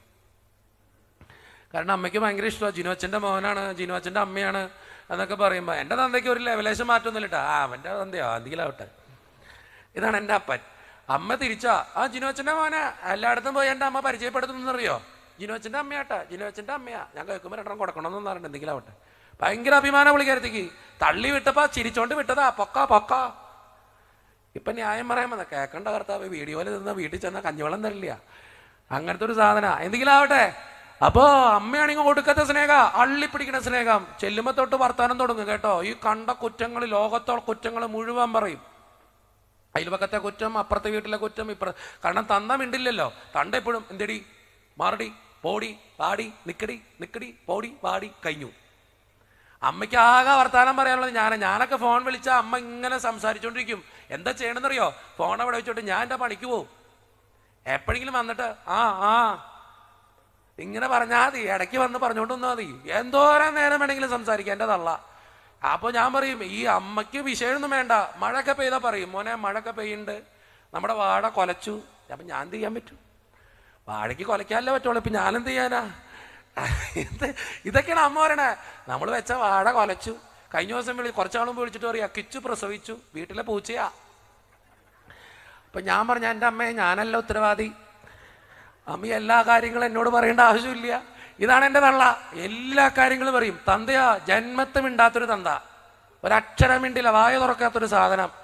എൻ്റെ അപ്പൂപ്പൻ, ഞാൻ സാധാരണ നിങ്ങളെ അപ്പന്മാരെ ശ്രദ്ധിച്ച് നോക്കിക്കോട്ടോ. നമ്മുടെ അപ്പന്മാരൊക്കെ ഏറ് പിടിച്ചിരിക്കുന്ന അപ്പന്മാര് ഒരു ജന്മത്തിൽ കരയില്ല, ചിരിക്കില്ല, മിണ്ടത്തില്ല, അതിങ്ങനെ ഇരിക്കുള്ളൂ. എൻ്റെ തന്ത ഇതുപോലെ തന്നെയാ. ഒരു തുള്ളി കണ്ണീര് വീഴ്ത്തി ഞാൻ കണ്ടിട്ടില്ല. ഞാൻ എപ്പോഴും പറയും, ഈ അപ്പന്മാരെ പലപ്പോഴും മക്കള് തട്ടിക്കളയും. കാരണം എന്താ പറയുക, തട്ടിക്കളെന്ന് വെച്ചാൽ അവർ മാറ്റി നിർത്തും. കാരണം അപ്പനെ സ്നേഹിക്കാൻ അറിയില്ല. പക്ഷെ നിങ്ങൾ ചിന്തിക്കണമെന്ന് അറിയോ, ഇവിടെ ഇരിക്കുന്ന യുവതിവാക്കളുടെ മക്കളോടൊക്കെ ഞാൻ പറയുവേ, നിങ്ങളുടെ അപ്പന്മാരെ സ്നേഹിക്കണം കേട്ടോ. അവരങ്ങനെയായി പോയത് എന്തുകൊണ്ടാണെന്നറിയോ? നമ്മുടെയൊക്കെ അപ്പന്മാരെ എന്തുകൊണ്ടാണ് അങ്ങനെയായി എന്നറിയോ? അവരുടെ പ്രശ്നങ്ങളെ കൊണ്ട് അവരുടെ ജോലി സ്ഥലത്ത് എന്തോരം വേദന അനുഭവിക്കണമെന്നറിയോ? അവർ വീട്ടിൽ വന്ന് പറയില്ല. അത് വീട്ടിലിങ്ങനെ ചങ്കത്ത് വെച്ചുകൊണ്ട് ചിരിക്കാൻ പറ്റാണ്ട് ഇങ്ങനെ ജീവിക്കും. മക്കളറിയേണ്ട ജീവിത പങ്കാളി അറിയേണ്ടെന്ന് വെച്ച് ജീവിക്കും. പക്ഷെ ആ തള്ള അങ്ങനെയല്ല. എന്ത് സങ്കടം ഉണ്ടെങ്കിലും അള്ളി പിടിച്ച് കരയും. അതുകൊണ്ട് മക്കൾ നോക്കുമ്പോൾ അമ്മ കരയണു, അമ്മ സ്നേഹം. ചില തള്ളമാരുണ്ട് എരി കയറ്റിക്കൊണ്ട് ഈ ടെൻഷൻ അടിച്ച് തന്നെ അപ്പനെ കൊണ്ട് തല്ലിപ്പിക്കും. എൻ്റെ തള്ള ബെസ്റ്റ് എക്സാമ്പിളാ. അപ്പൻ ജോലിയൊക്കെ കഴിഞ്ഞ് കൂലിപ്പണി കഴിഞ്ഞ് ക്ഷീണിച്ചയക്കും എന്നെ. ആ നേരത്തെ എൻ്റെ തള്ള പോയി എരി കയറ്റിക്കൊണ്ട് അപ്പനെ കൊണ്ട് തല്ലിപ്പിക്കും. എന്നിട്ട് അവസാനം അമ്മ വന്നിട്ട് പറയും, പോട്ടെ മോനെ, അപ്പനറിയാണ്ട് തല്ലിയതല്ലേ. ഞാൻ ഈ പുള്ളിക്കാരത്തി എരി കയറ്റി കൊടുത്തേക്കണേ. ഈ മുഴുവൻ പ്രശ്നം ഉണ്ടാക്കിയത് എൻ്റെ തള്ളയാ. എന്നിട്ട് അവസാനം എന്താ പറയും, പോട്ടടാ, അപ്പനറിയാണ്ട് തല്ലിയതല്ലേ. എനിക്ക് രണ്ടെണ്ണം കൊടുക്കണമെന്ന് തോന്നാറുണ്ട് ചില നേരത്ത്. കാരണം പുള്ളിക്കാരത്തിയാണ് എല്ലാം ചെയ്തേക്കണേ. ഈ അപ്പന്മാരെ നിങ്ങൾ അങ്ങനെ കാണരുത് കേട്ടോ. അതുങ്ങൾ സാധുങ്ങളാ. അതുങ്ങളുടെ മനസ്സിൽ നിറയെ സ്നേഹമാ, പക്ഷെ മിണ്ടത്തില്ല. എപ്പോഴും മുരുടെ സ്വഭാവം കാണിക്കണമെന്നറിയോ? അറിയാണ്ട് അങ്ങനെ കരഞ്ഞു പോയാൽ ഉള്ളതൊക്കെ പുറത്തു വരും. അറിയാണ്ട് അങ്ങനെ ചിരിച്ചു പോയാൽ ഉള്ളതൊക്കെ പുറത്തു വരും. അതുകൊണ്ട് അവർക്ക് അറിയില്ല, ചിരിക്കില്ല, ഇങ്ങനെ ഏറ് പിടിച്ച് ജീവിക്കും. അതുകൊണ്ട് അറ്റാക്ക് തന്നെ പലതും ചത്തുപോണേ. വലവരെ ഉയർത്തി പറഞ്ഞേ ഹല്ലേലൂയ, ഹല്ലേലൂയ. പക്ഷെ അപ്പന്റെ സ്നേഹത്തെ കുറിച്ച് മനസ്സിലാക്കിയാണ്ടല്ലോ, ഇതുപോലെ ലോകത്ത് സ്നേഹിക്കുന്ന വേറൊരു മനുഷ്യനുണ്ടാവില്ല. ഞാൻ ഇന്നും ഓർക്കാറുണ്ട്, എൻ്റെ തന്ത ജന്മത്ത് കരയില്ല. എൻ്റെ അപ്പൂപ്പൻ മരിച്ചെടുക്കുക, അപ്പൻ്റെ അപ്പം മരിച്ചെടുക്കണ പന്തിയില് നാട്ടുകാരും വീട്ടുകാരൊക്കെ അള്ളി മുറിയിട്ട് കരയാ. എൻ്റെ തന്ത മാത്രം ഇങ്ങനെ നിൽക്കുക. ഞാൻ വിചാരിച്ചു ഈ മനുഷ്യനെ തുള്ളിയൊരു കണ്ണീര് വീടുണ്ട് പാവം, എന്നാ ആശ്വസിപ്പിച്ചേക്കാമെന്ന് ചെന്നുകൊണ്ട് അരികത്തുന്നു വിളിച്ചു, അപ്പാ. എന്താടാ? പോട്ടേപ്പാ, അപ്പം മരിച്ചെടുക്കാട്ടാ, പോട്ടേപ്പാ. ആർക്ക് പോട്ടേന്ന്? വിഷമിക്കണ്ടപ്പാ.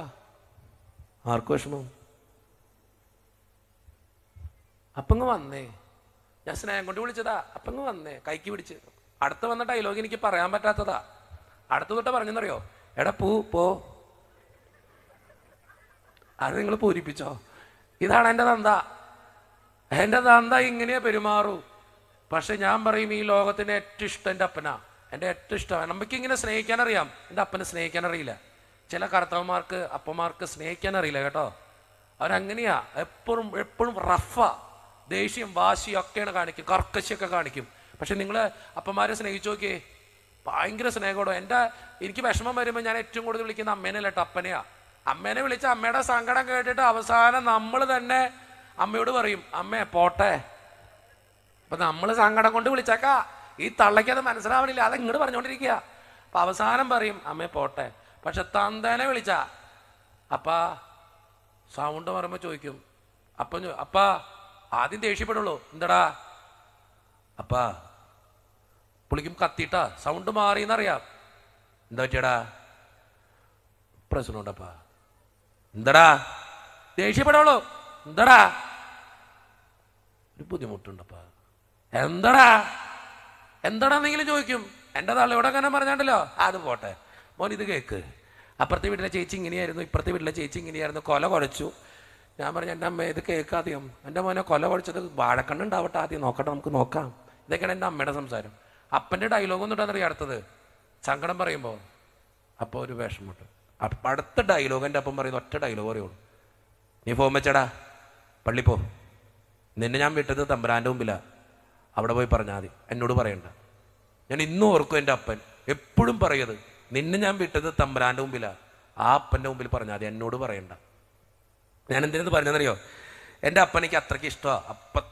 അത്രയ്ക്ക് ഇഷ്ടം എന്ന് വെച്ച് കഴിഞ്ഞാൽ സ്നേഹിക്കാൻ അറിയാത്ത എൻ്റെ അപ്പനെ എനിക്ക് ഏറ്റവും ഇഷ്ടം. പക്ഷേ ഈ അപ്പന് ക്യാൻസർ. നമ്മൾ ചിന്തിക്കണറിയോ, ദൈവം ഏറ്റവും കൂടുതൽ നമ്മളോട് ഈ സങ്കടം തരാൻ പോണത് എന്തിലാണെന്നറിയോ?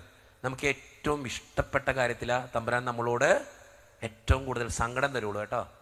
നിങ്ങൾ ഏതിനെയാണോ ഏറ്റവും കൂടുതൽ ഇഷ്ടപ്പെടുന്നത്, നിങ്ങൾ ചിന്തിച്ചോ, അതിലിട്ട് തമ്പുരാൻ കൃത്യമായിട്ട് പണി തരും. ഇപ്പം നിൻ്റെ കൊച്ചിനെയാണോ ജീവിത പങ്കാളിയാണോ നീ ഏറ്റവും കൂടുതൽ സ്നേഹിക്കണേ, അതിലിട്ട് തമ്പുരാൻ പണി തരാൻ പോകും കേട്ടോ. കൃത്യമായിട്ട് ഒരു വിഷമം തരും. ഞാനിത് പറഞ്ഞ് നിർത്തിക്കോളാം. എൻ്റെ അപ്പന് ക്യാൻസറായിരുന്നു. ഞാൻ ഈ പ്രസംഗിക്കാൻ കാരണം എൻ്റെ അപ്പന് ക്യാൻസറാണ്. എനിക്ക് ഈ തിരുപ്പട്ടത്തിൻ്റെ സമയത്തായിരുന്നു എൻ്റെ അപ്പന് ക്യാൻസറേ. അപ്പൻ എല്ലാ ദിവസവും ഈ തല കറങ്ങി വീഴും. അപ്പം ഞങ്ങൾ ആദ്യം വിചാരിച്ചത് അപ്പന് ഇച്ചിരി ടെൻഷനൊക്കെ അടിക്കുന്ന ആളാണ്, അതുകൊണ്ടായിരിക്കും തല കറങ്ങി വീഴണേ. ഞാനതൊക്കെ അധികം മൈൻഡ് ചെയ്യാൻ പോയില്ല. ഞാനും ചേട്ടനും ചിന്തിച്ചു, ദൈവമേ അപ്പൻ ഇതിന് എല്ലാ ദിവസവും ഈ തലകറങ്ങി വീഴണേ.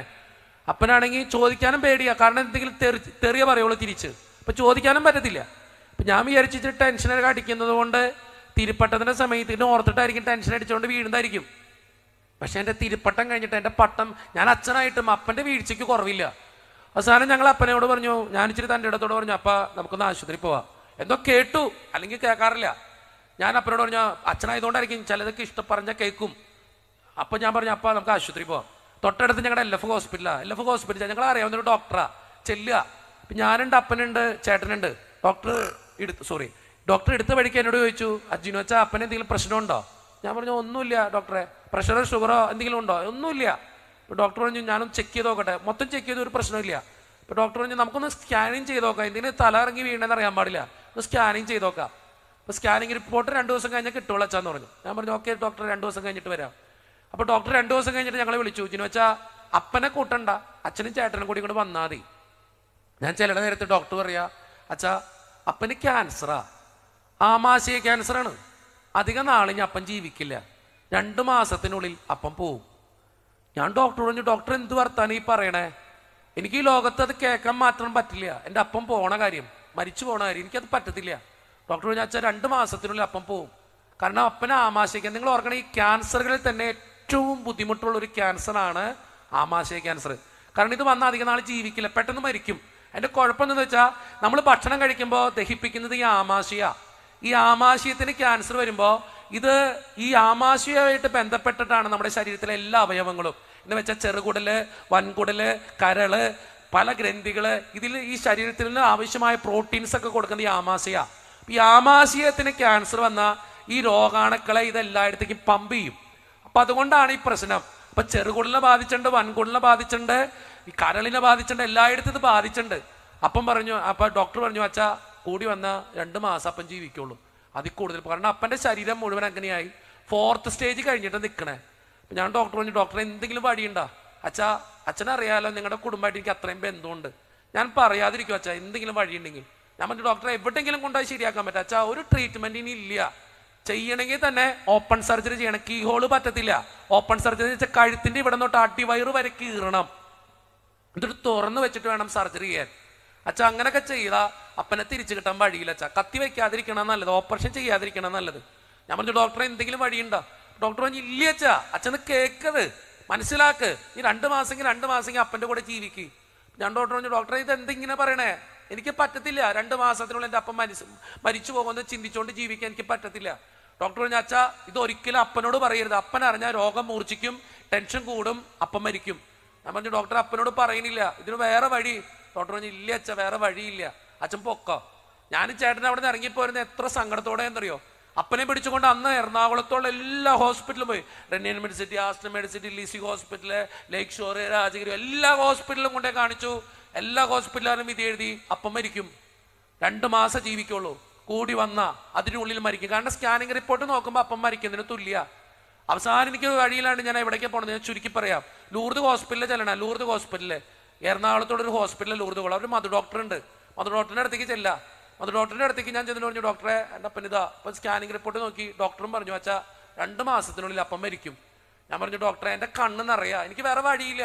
ഞാൻ കരഞ്ഞിട്ട് അപ്പനോട്, ഞാൻ ഡോക്ടറോട് ചോദിച്ചു, ഡോക്ടറെ എന്തെങ്കിലും ഒരു ചാൻസ് ഉണ്ട് എൻ്റെ അപ്പന്?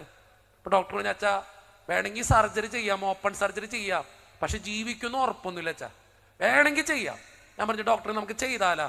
അപ്പോൾ ഡോക്ടർ പറഞ്ഞു, അച്ഛാ അത് ഉറപ്പൊന്നും ഇല്ലാത്തൊരു കാര്യമാണ്, അതുകൊണ്ട് എഴുതി ഒപ്പിട്ട് തന്നെ ഓപ്പറേഷൻ്റെ സമയത്ത് അപ്പം മരിച്ചു പോയാൽ ഞങ്ങൾക്കൊരു ഉത്തരവാദിത്വം ഉണ്ടാവില്ലെന്ന്. ഞാൻ പറഞ്ഞു, ഡോക്ടറെ എന്താണെങ്കിലും കുഴപ്പമില്ല, ഞാൻ ചെയ്തോളാം. ഞങ്ങൾ ഓപ്പറേഷൻ ഡേറ്റ് എടുത്തു. ഞാനും ചേട്ടന് മാത്രമേ അറിയുള്ളൂ, അപ്പൻ അറിയാൻ പാടില്ല, അമ്മയ്ക്ക് അറിയാൻ പാടില്ല, പെങ്ങൾക്ക് അറിയാൻ പാടില്ല അപ്പന് ക്യാൻസറാണ്. ഞാനും ചേട്ടന് മാത്രം അറിയുന്ന ഒരു കാര്യം. ഞങ്ങൾ ഓപ്പറേഷൻ ഡേറ്റ് എടുത്തിട്ട് ഓപ്പറേഷൻ ഡേറ്റിൻ്റെ സമയത്ത് ഓപ്പറേഷന് മുമ്പായിട്ട് ഞാനും ചേട്ടനും അപ്പൻ്റെ കൈക്ക് പിടിച്ചിങ്ങനെ നിൽക്കുക. ചേട്ടൻ കരയുക, ശരിക്കും കരയുക. ഇപ്പം ചേട്ടൻ്റെ കരച്ചിൽ കണ്ടപ്പോൾ അപ്പന് സംശയമായി. അപ്പം ചോദിച്ചു, ബിനോ എന്തിനാ കരയണേ? ഞാൻ ചേട്ടൻ്റെ പുറത്തോട്ട് പറഞ്ഞു, നീ പോയടാ. അവൻ പോയി കഴിഞ്ഞിട്ട് ഞാനിങ്ങനെ നിൽക്കുന്ന സമയത്ത് അപ്പൻ്റെ മുഖത്തേക്ക് നോക്കണം. അപ്പം എൻ്റെ കണ്ണെന്ന് അറിയാം. കാരണം എന്ന് വെച്ചാൽ ഓപ്പറേഷൻ തിയേറ്ററിലേക്ക് കയറ്റണം, അപ്പം തിരിച്ചു വരുമെന്ന് ചെയ്യുന്ന ഡോക്ടർ പോലും ഉറപ്പ് വന്നിട്ടില്ല. ഒപ്പിട്ട് വാങ്ങിച്ചേക്കാം, മരിച്ചുപോയ ഉത്തരവാദിത്തം ഉണ്ടാവില്ല എന്ന് പറഞ്ഞു. ഞാൻ എന്തിൻ്റെ പേരില പിന്നെ അപ്പനോട് പറയാ? എനിക്ക് ഉറപ്പില്ല ഒന്നിലും. ഞാനിങ്ങനെ നിൽക്കുക. അപ്പം ചോദിച്ചു, നീ എന്താ ഇങ്ങനെയൊക്കെ അറിയണേ? ഞാൻ പറഞ്ഞു, അപ്പ ഒന്നുമില്ലപ്പാ. എന്താടാ നിന്റെ പ്രശ്നം? ഞാൻ പറഞ്ഞു, ഒന്നുമില്ലപ്പാ. നിന്റെ മുഖം എന്താ പാടിക്കണേ? ഒന്നുമില്ലപ്പാ. ഞാനിങ്ങനെ നിന്ന് പരിഗണന കണ്ടിട്ട് അവിടുത്തെ നേഴ്സ് വന്നിട്ട് ജിനു വെച്ച സമയമായി, ഓപ്പറേഷൻ തിയേറ്ററിലേക്ക് കയറ്റി. ഞാൻ നേരെ പോയത് എങ്ങനെയെന്നറിയോ, ഈ ലൂർദ് ഹോസ്പിറ്റലിൽ ചെറിയൊരു ചാപ്പലുണ്ട്. ആ ചാപ്പലിൽ കർത്താവിന്റെ തൂങ്ങപ്പെട്ട രൂപമുണ്ട്. ആ രൂപത്തിന്റെ അടുത്ത് ഞാൻ ഇങ്ങനെ കുപ്പായിട്ടോണ്ട് ചെല്ലാ. അന്ന് ആദ്യമായിട്ടാണ് ഞാൻ കരങ്ങൾ ഉയർത്തി പ്രാർത്ഥിക്കാൻ പോണേ. അന്ന് വരെ ഞാൻ കരങ്ങൾ ഉയർത്തി പ്രാർത്ഥിക്കാൻ പറഞ്ഞ പ്രാർത്ഥിക്കില്ലായിരുന്നു. അന്ന് കർത്താവിന്റെ മുമ്പിൽ ഇങ്ങനെ മുട്ടുകുത്തിയിട്ട് 2 കരങ്ങൾ ഇങ്ങനെ ഉയർത്തിപ്പിടിച്ചിട്ട് ഞാൻ പ്രാർത്ഥിച്ച പ്രാർത്ഥന ഇന്ന് എൻ്റെ മനസ്സിലുണ്ട്. പ്രാർത്ഥിച്ചത് ഇങ്ങനെയാ, കർത്താവേ, നിന്റെ കാസയും പീലാസയും എടുക്കണ കയ്യാ ഇത്. നിനക്ക് വേണ്ടി ജീവിതം മാറ്റി വെച്ചതാ. എനിക്ക് എൻ്റെ അപ്പനെ വേണം. ഈ ലോകത്ത് എനിക്ക് ജീവിക്കാൻ എൻ്റെ അപ്പനെ വേണം. തളർന്നിട്ടാണെങ്കിലും ഞാൻ നോക്കിക്കോളാം. ഞാനിത് പറഞ്ഞിട്ട് ഏന്തിക്കറിയാ. എനിക്ക് എൻ്റെ അപ്പം പോണത് ഓർത്തിട്ട് പറ്റണില്ല. ഏന്തിക്കറിയണ സമയത്ത് പള്ളിയുടെ അകത്തിരിക്കുന്ന പലരും വന്ന് ചോദിക്കുന്നുണ്ട്, അച്ഛനെന്തിനൊക്കെ അറിയണേ? ഞാൻ പറഞ്ഞു, നിങ്ങളൊന്ന് മാറുന്നു, ഞാൻ പ്രാർത്ഥിച്ചോട്ടെ. ഒരു ദിവസം കഴിഞ്ഞ് 8 മണിക്കൂർ നീണ്ടുന്ന സർജറിയാ. 8 മണിക്കൂർ നീണ്ടുന്ന സർജറി കഴിഞ്ഞപ്പോൾ ഞാൻ ഓടിച്ചെന്നു. ഡോക്ടറെ എന്തായി? ഡോക്ടർ ചോദിച്ചാൽ ഒന്നും പറയാറായിട്ടില്ല, പിന്നെ പറയാം. 8 മണിക്കൂർ കഴിഞ്ഞപ്പോൾ ഓടിച്ചെന്നു, ഒന്നും പറയാറായിട്ടില്ല. പിറ്റേത് ഒരു ദിവസം കഴിഞ്ഞപ്പോഴേക്കും അമ്മ അറിഞ്ഞു, പെങ്ങളറിഞ്ഞു. അമ്മ വന്നിട്ടൊരു ചോദ്യം ചോദിച്ചു എന്നോട്, ജിനുമോനെ, നീ എന്തിനാ അപ്പനെ കൊലയ്ക്ക് കൊടുത്തേ? 2 മാസം അപ്പൻ ജീവിക്കില്ലായിരുന്നില്ലടാ. എന്റെ കോളറിനെ ഇങ്ങനെ പിടിച്ചിട്ട് അമ്മ ചോദിച്ചേ. എന്റെ പെങ്ങള് ചോദിച്ചൊരു ചോദ്യമുണ്ട്, ഈ കണ്ട ഹോസ്പിറ്റലും ഡോക്ടർമാരും ഒക്കെ പറഞ്ഞല്ലേ ചേട്ടായി മരിക്കൂന്ന്, ഓപ്പൺ സർജറി ചെയ്യണ്ടെന്ന്, പിന്നെ എന്തിനാ ചേട്ടായി ഇത് ഒപ്പിട്ട് കൊടുത്തേ? എനിക്ക് ഉത്തരം ഉണ്ടായിരുന്നില്ല ഇവരുടെ ചോദ്യത്തിന് മുമ്പിൽ. 2 ദിവസം ഞാൻ ആ പള്ളിയുടെ അകത്തിരുന്നു. 2 ദിവസം ഇരുന്ന് കരഞ്ഞു തമ്പുരാന്റെ മുമ്പിൽ. എനിക്ക് എൻ്റെ അപ്പനെ വേണമെന്ന് പറഞ്ഞുകൊണ്ട്. 2ാമത്തെ ദിവസം എന്നെ വിളിക്കാൻ പറയാ, ഡോക്ടർ പറയാ, ജിനുവച്ചനോടൊന്ന് വരാൻ പറ. ഞാൻ ചങ്കിടിപ്പ് കൂടി വരാ. മരിച്ചു എന്ന് പറഞ്ഞാൽ തീർന്നു. അമ്മയോട് ഞാൻ എന്ത് പറയും? പെങ്ങളോട് ഞാൻ എന്ത് പറയും? എനിക്ക് ഉത്തരവില്ല. എൻ്റെ വീട്ടുകാരുടെ മുമ്പിൽ ഞാൻ എന്ത് പറയും? 2 മാസം ജീവിക്കേണ്ട അപ്പനെ നേരത്തെ കൊന്നൊരു മോൻ. എനിക്ക് ഉത്തരവില്ല, ഒന്നിനും ഉത്തരവില്ല. ഞാൻ ചങ്കിടിപ്പ് കൂടി വരാ. എല്ലാം കൂടി വന്നിട്ട് ഞാനിങ്ങനെ ചെല്ലണ സമയത്ത് അത് ഡോക്ടറിന്റെ റൂം തുറന്ന് ഞാൻ കയറി. നേരെ ചെന്ന് ഈ മേശമ 2 കൈ ഇങ്ങനെ പിടിച്ചു. ഡോക്ടറോട് ഞാൻ പറഞ്ഞിങ്ങനെയാ, ഡോക്ടറെ, മരിച്ചു എന്ന് പറയല്ലേ, എനിക്ക് താങ്ങാനുള്ള ശക്തിയില്ല. ഞാൻ ഇന്നും പറയും, അത് സങ്കടത്തോടൊക്കെ വരയും ചിലപ്പോ. എനിക്ക് താങ്ങാനുള്ള ശക്തിയില്ല. ഡോക്ടർ പറയല്ലേ. ഡോക്ടർ എന്നോട് പറഞ്ഞത്, എഴുന്നേറ്റ് നിന്നിട്ട് ഞാൻ ഇങ്ങനെ താങ്ങി പിടിച്ച കൈ ഇങ്ങനെ പൊക്കിയെടുത്തിട്ട് ഡോക്ടറിന്റെ കൈ പിടിച്ചിട്ട് എന്നോട് ഡോക്ടർ പറഞ്ഞത് ഇങ്ങനെയാ, ജിനുവച്ചാ, ഞങ്ങൾ ഓപ്പൺ സർജറി ചെയ്തിട്ട് അപ്പനെ നോക്കി കഴിഞ്ഞപ്പോ അപ്പന്റെ കണ്ടീഷൻ അത്രയ്ക്ക് മോശമായിരുന്നു. ഞങ്ങൾ വിചാരിച്ചത് അപ്പൻ മരിച്ചു എന്നാ. അത് ആദ്യത്തെ ദിവസം അച്ഛൻ വന്ന് ചോദിച്ചപ്പോ ഞങ്ങൾ ഒന്നും മിണ്ടാതെ പോന്നേ, ഒന്നും പറയാറായിട്ടില്ലെന്ന്. അച്ഛാ, ഇന്നലെ ഞാൻ കരുതിയത് ഓപ്പൺ സർജറി ചെയ്ത് കഴിഞ്ഞപ്പോൾ ഞാൻ കരുതിയത്, അപ്പന്റെ കണ്ടീഷൻ കണ്ടപ്പോൾ കരുതിയത് അപ്പം മരിച്ചു തന്നെയാ. 2ാമത്തെ ദിവസത്തെ ഇന്ന് രാവിലെ ഞാൻ അപ്പനെ പോയി നോക്കി കഴിഞ്ഞപ്പോ ഞാൻ ഒരു കാര്യം അച്ഛനോട് പറയാച്ചാ, നമ്മളൊക്കെ മരിക്കുമെന്ന് പറഞ്ഞ അപ്പൻ ദേ ഇപ്പോ ജീവിച്ചിരിപ്പുണ്ട്. വലതരം ഉയർത്തി പറഞ്ഞേ, ഹല്ലേലൂയാ, ഹല്ലേലൂയാ, ഹല്ലേലൂയാ. അന്ന് ഡോക്ടർ എന്നോട് പറഞ്ഞൊരു കാര്യമുണ്ട്, അച്ഛാ, അപ്പൻ എങ്ങനെ ജീവിക്കണേന്ന് പോലും എനിക്കറിയാൻ പാടില്ല. മരിക്കുമെന്ന് ഞാൻ വിചാരിച്ച കാര്യം അത്. ഈ കണ്ട ഹോസ്പിറ്റലിൽ മുഴുവൻ വിധി എഴുതിയതല്ലേ അപ്പം മരിക്കൂന്ന്. ഈ കണ്ട ഡോക്ടർമാർ മുഴുവൻ വിധി എഴുതിയതല്ലേ അപ്പം മരിക്കൂന്ന്. ഞാൻ നിങ്ങളോട് പറയുന്ന കാര്യം എന്നറിയോ, ഈ ലോകം മുഴുവൻ വിധി എഴുതി എൻ്റെ അപ്പം മരിക്കൂന്ന്. ഡോക്ടർമാർ ബിരുദുള്ള ഡോക്ടർമാർ വിധി എഴുതി എൻ്റെ അപ്പം മരിക്കൂന്ന്. ചികിത്സിക്കാൻ പോയ എല്ലാ ഹോസ്പിറ്റലും വിധി എഴുതി എൻ്റെ അപ്പം മരിക്കുന്നു. മൾട്ടി സ്പെഷ്യാലിറ്റി സംവിധാനങ്ങൾ വിധി എഴുതി എൻ്റെ അപ്പം മരിക്കുന്നു. പക്ഷെ എൻ്റെ തമ്പുരാൻ, എൻ്റെ അപ്പൻ, എൻ്റെ സ്വർഗീയ അപ്പൻ, എൻ്റെ ദൈവം വിധി എഴുതി എൻ്റെ അപ്പൻ ജീവിക്കുമെന്ന്. എൻ്റെ അപ്പം മതിയടോ എൻ്റെ അപ്പൻ ജീവിക്കാൻ. എൻ്റെ സ്വർഗീയ അപ്പം മതി എൻ്റെ അപ്പൻ ജീവിക്കാൻ. എനിക്ക് എന്താ നിങ്ങളോട് പറയാന്നറിയോ, ആ അപ്പൻ മതി. ഈ ലോകം മുഴുവൻ വിധി എഴുതും, നീ തോറ്റു, നീ തീർന്നു, നീ തകർന്നു, നിനക്കിനി ആ ജീവിതം ഇല്ല, നിനക്ക് മുന്നോട്ട് പോകാൻ പറ്റത്തില്ല. പക്ഷെ നീ ഒറ്റ കാര്യം ചിന്തിച്ചോളാം, നിന്റെ അപ്പം വിചാരിച്ചാൽ മതി, നിന്റെ ഈ സ്വർഗീയ അപ്പം വിചാരിച്ചാൽ മതി, നിനക്ക് ജീവിക്കാൻ പറ്റും, ഏതവസ്ഥയിലും ജീവിക്കാൻ പറ്റും. അന്ന് ഡോക്ടർ ഒരു കാര്യം കൂടി പറഞ്ഞു, നിങ്ങൾ ചിന്തിക്കേണ്ട കാര്യം എന്നറിയോ, അച്ഛാ, കൂടി വന്ന അപ്പൻ 1 വർഷാട്ടാ ജീവിക്കുള്ളൂ. നിങ്ങൾ എൻ്റെ വീട്ടിൽ പോരെ, അങ്കമാലിക്കടുത്ത് എൻ്റെ വീട്, എൻ്റെ വീട്ടിൽ പോരെ. 10 വർഷം കഴിഞ്ഞു, ആ സാധനം പോയിട്ടില്ല, ഇപ്പോഴും ഇരിക്കുക അതുപോലെ. ഞാൻ ചോദിക്കാറുണ്ട്, ഈ പുള്ളി പോണമില്ല മനുഷ്യനെ പറ്റിക്ക്. നിങ്ങൾ ചിന്തിച്ചു നോക്കിയേ, 10 വർഷം കഴിഞ്ഞു. മധു ഡോക്ടറിന്റെ അടുത്തല്ലുമ്പോ മധു ഡോക്ടർ അത്ഭുതത്തോടെ നോക്കിക്കണേ. പാതി ആമാശയില്ല, ചെറുകൂടില് പാതി കളഞ്ഞു, വൻകൂടില് പാതി കളഞ്ഞു, ഇതൊക്കെ കളഞ്ഞിരിക്കുന്ന ശരീരം. ഇതെങ്ങനെ ജീവിക്കണേന്ന് പോലും മധു ഡോക്ടറിന് അറിയാൻ പാടില്ല. എനിക്കും അറിയാൻ പാടില്ലേ? പുള്ളിക്കൊരു വെട്ടുണ്ട്, കഴുത്തിന്റെ ഇവിടെ നിന്നോട്ട് അടിവയറ് വരെ കീറിയൊരു വെട്ട്. ആ പാട് ഇപ്പോഴും നിൽക്കണ്ടിങ്ങനെ തുന്നിക്കുട്ടിയൻ്റെ ഈ നെഞ്ച്, ഇതൊക്കെ തുന്നിക്കുട്ടിയൻ്റെ.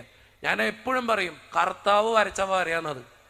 നിന്റെ ജീവിതത്തിലും കർത്താവ് വരയ്ക്കും ചില വരകൾ. നിന്റെ ജീവിതത്തിലും കർത്താവ് വരയ്ക്കും ചില വരകൾ. ആ വരകൾക്ക് അപ്പുറം പോകാൻ ഈ ലോകത്ത് ഒന്നിനും പറ്റില്ലടോ.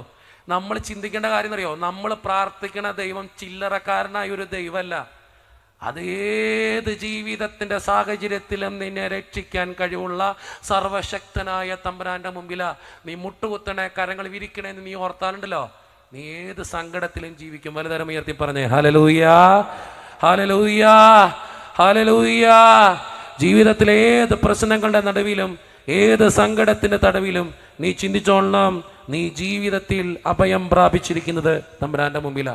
ആ തമ്പുരാന്റെ കയ്യില് ഒന്നിനും കുറവില്ല. യാക്കോബിന്റെ പുസ്തകം 4-ാം അധ്യായം 10-ാം തിരുവചനം വായിച്ചുകൊണ്ട് നിർത്തുക.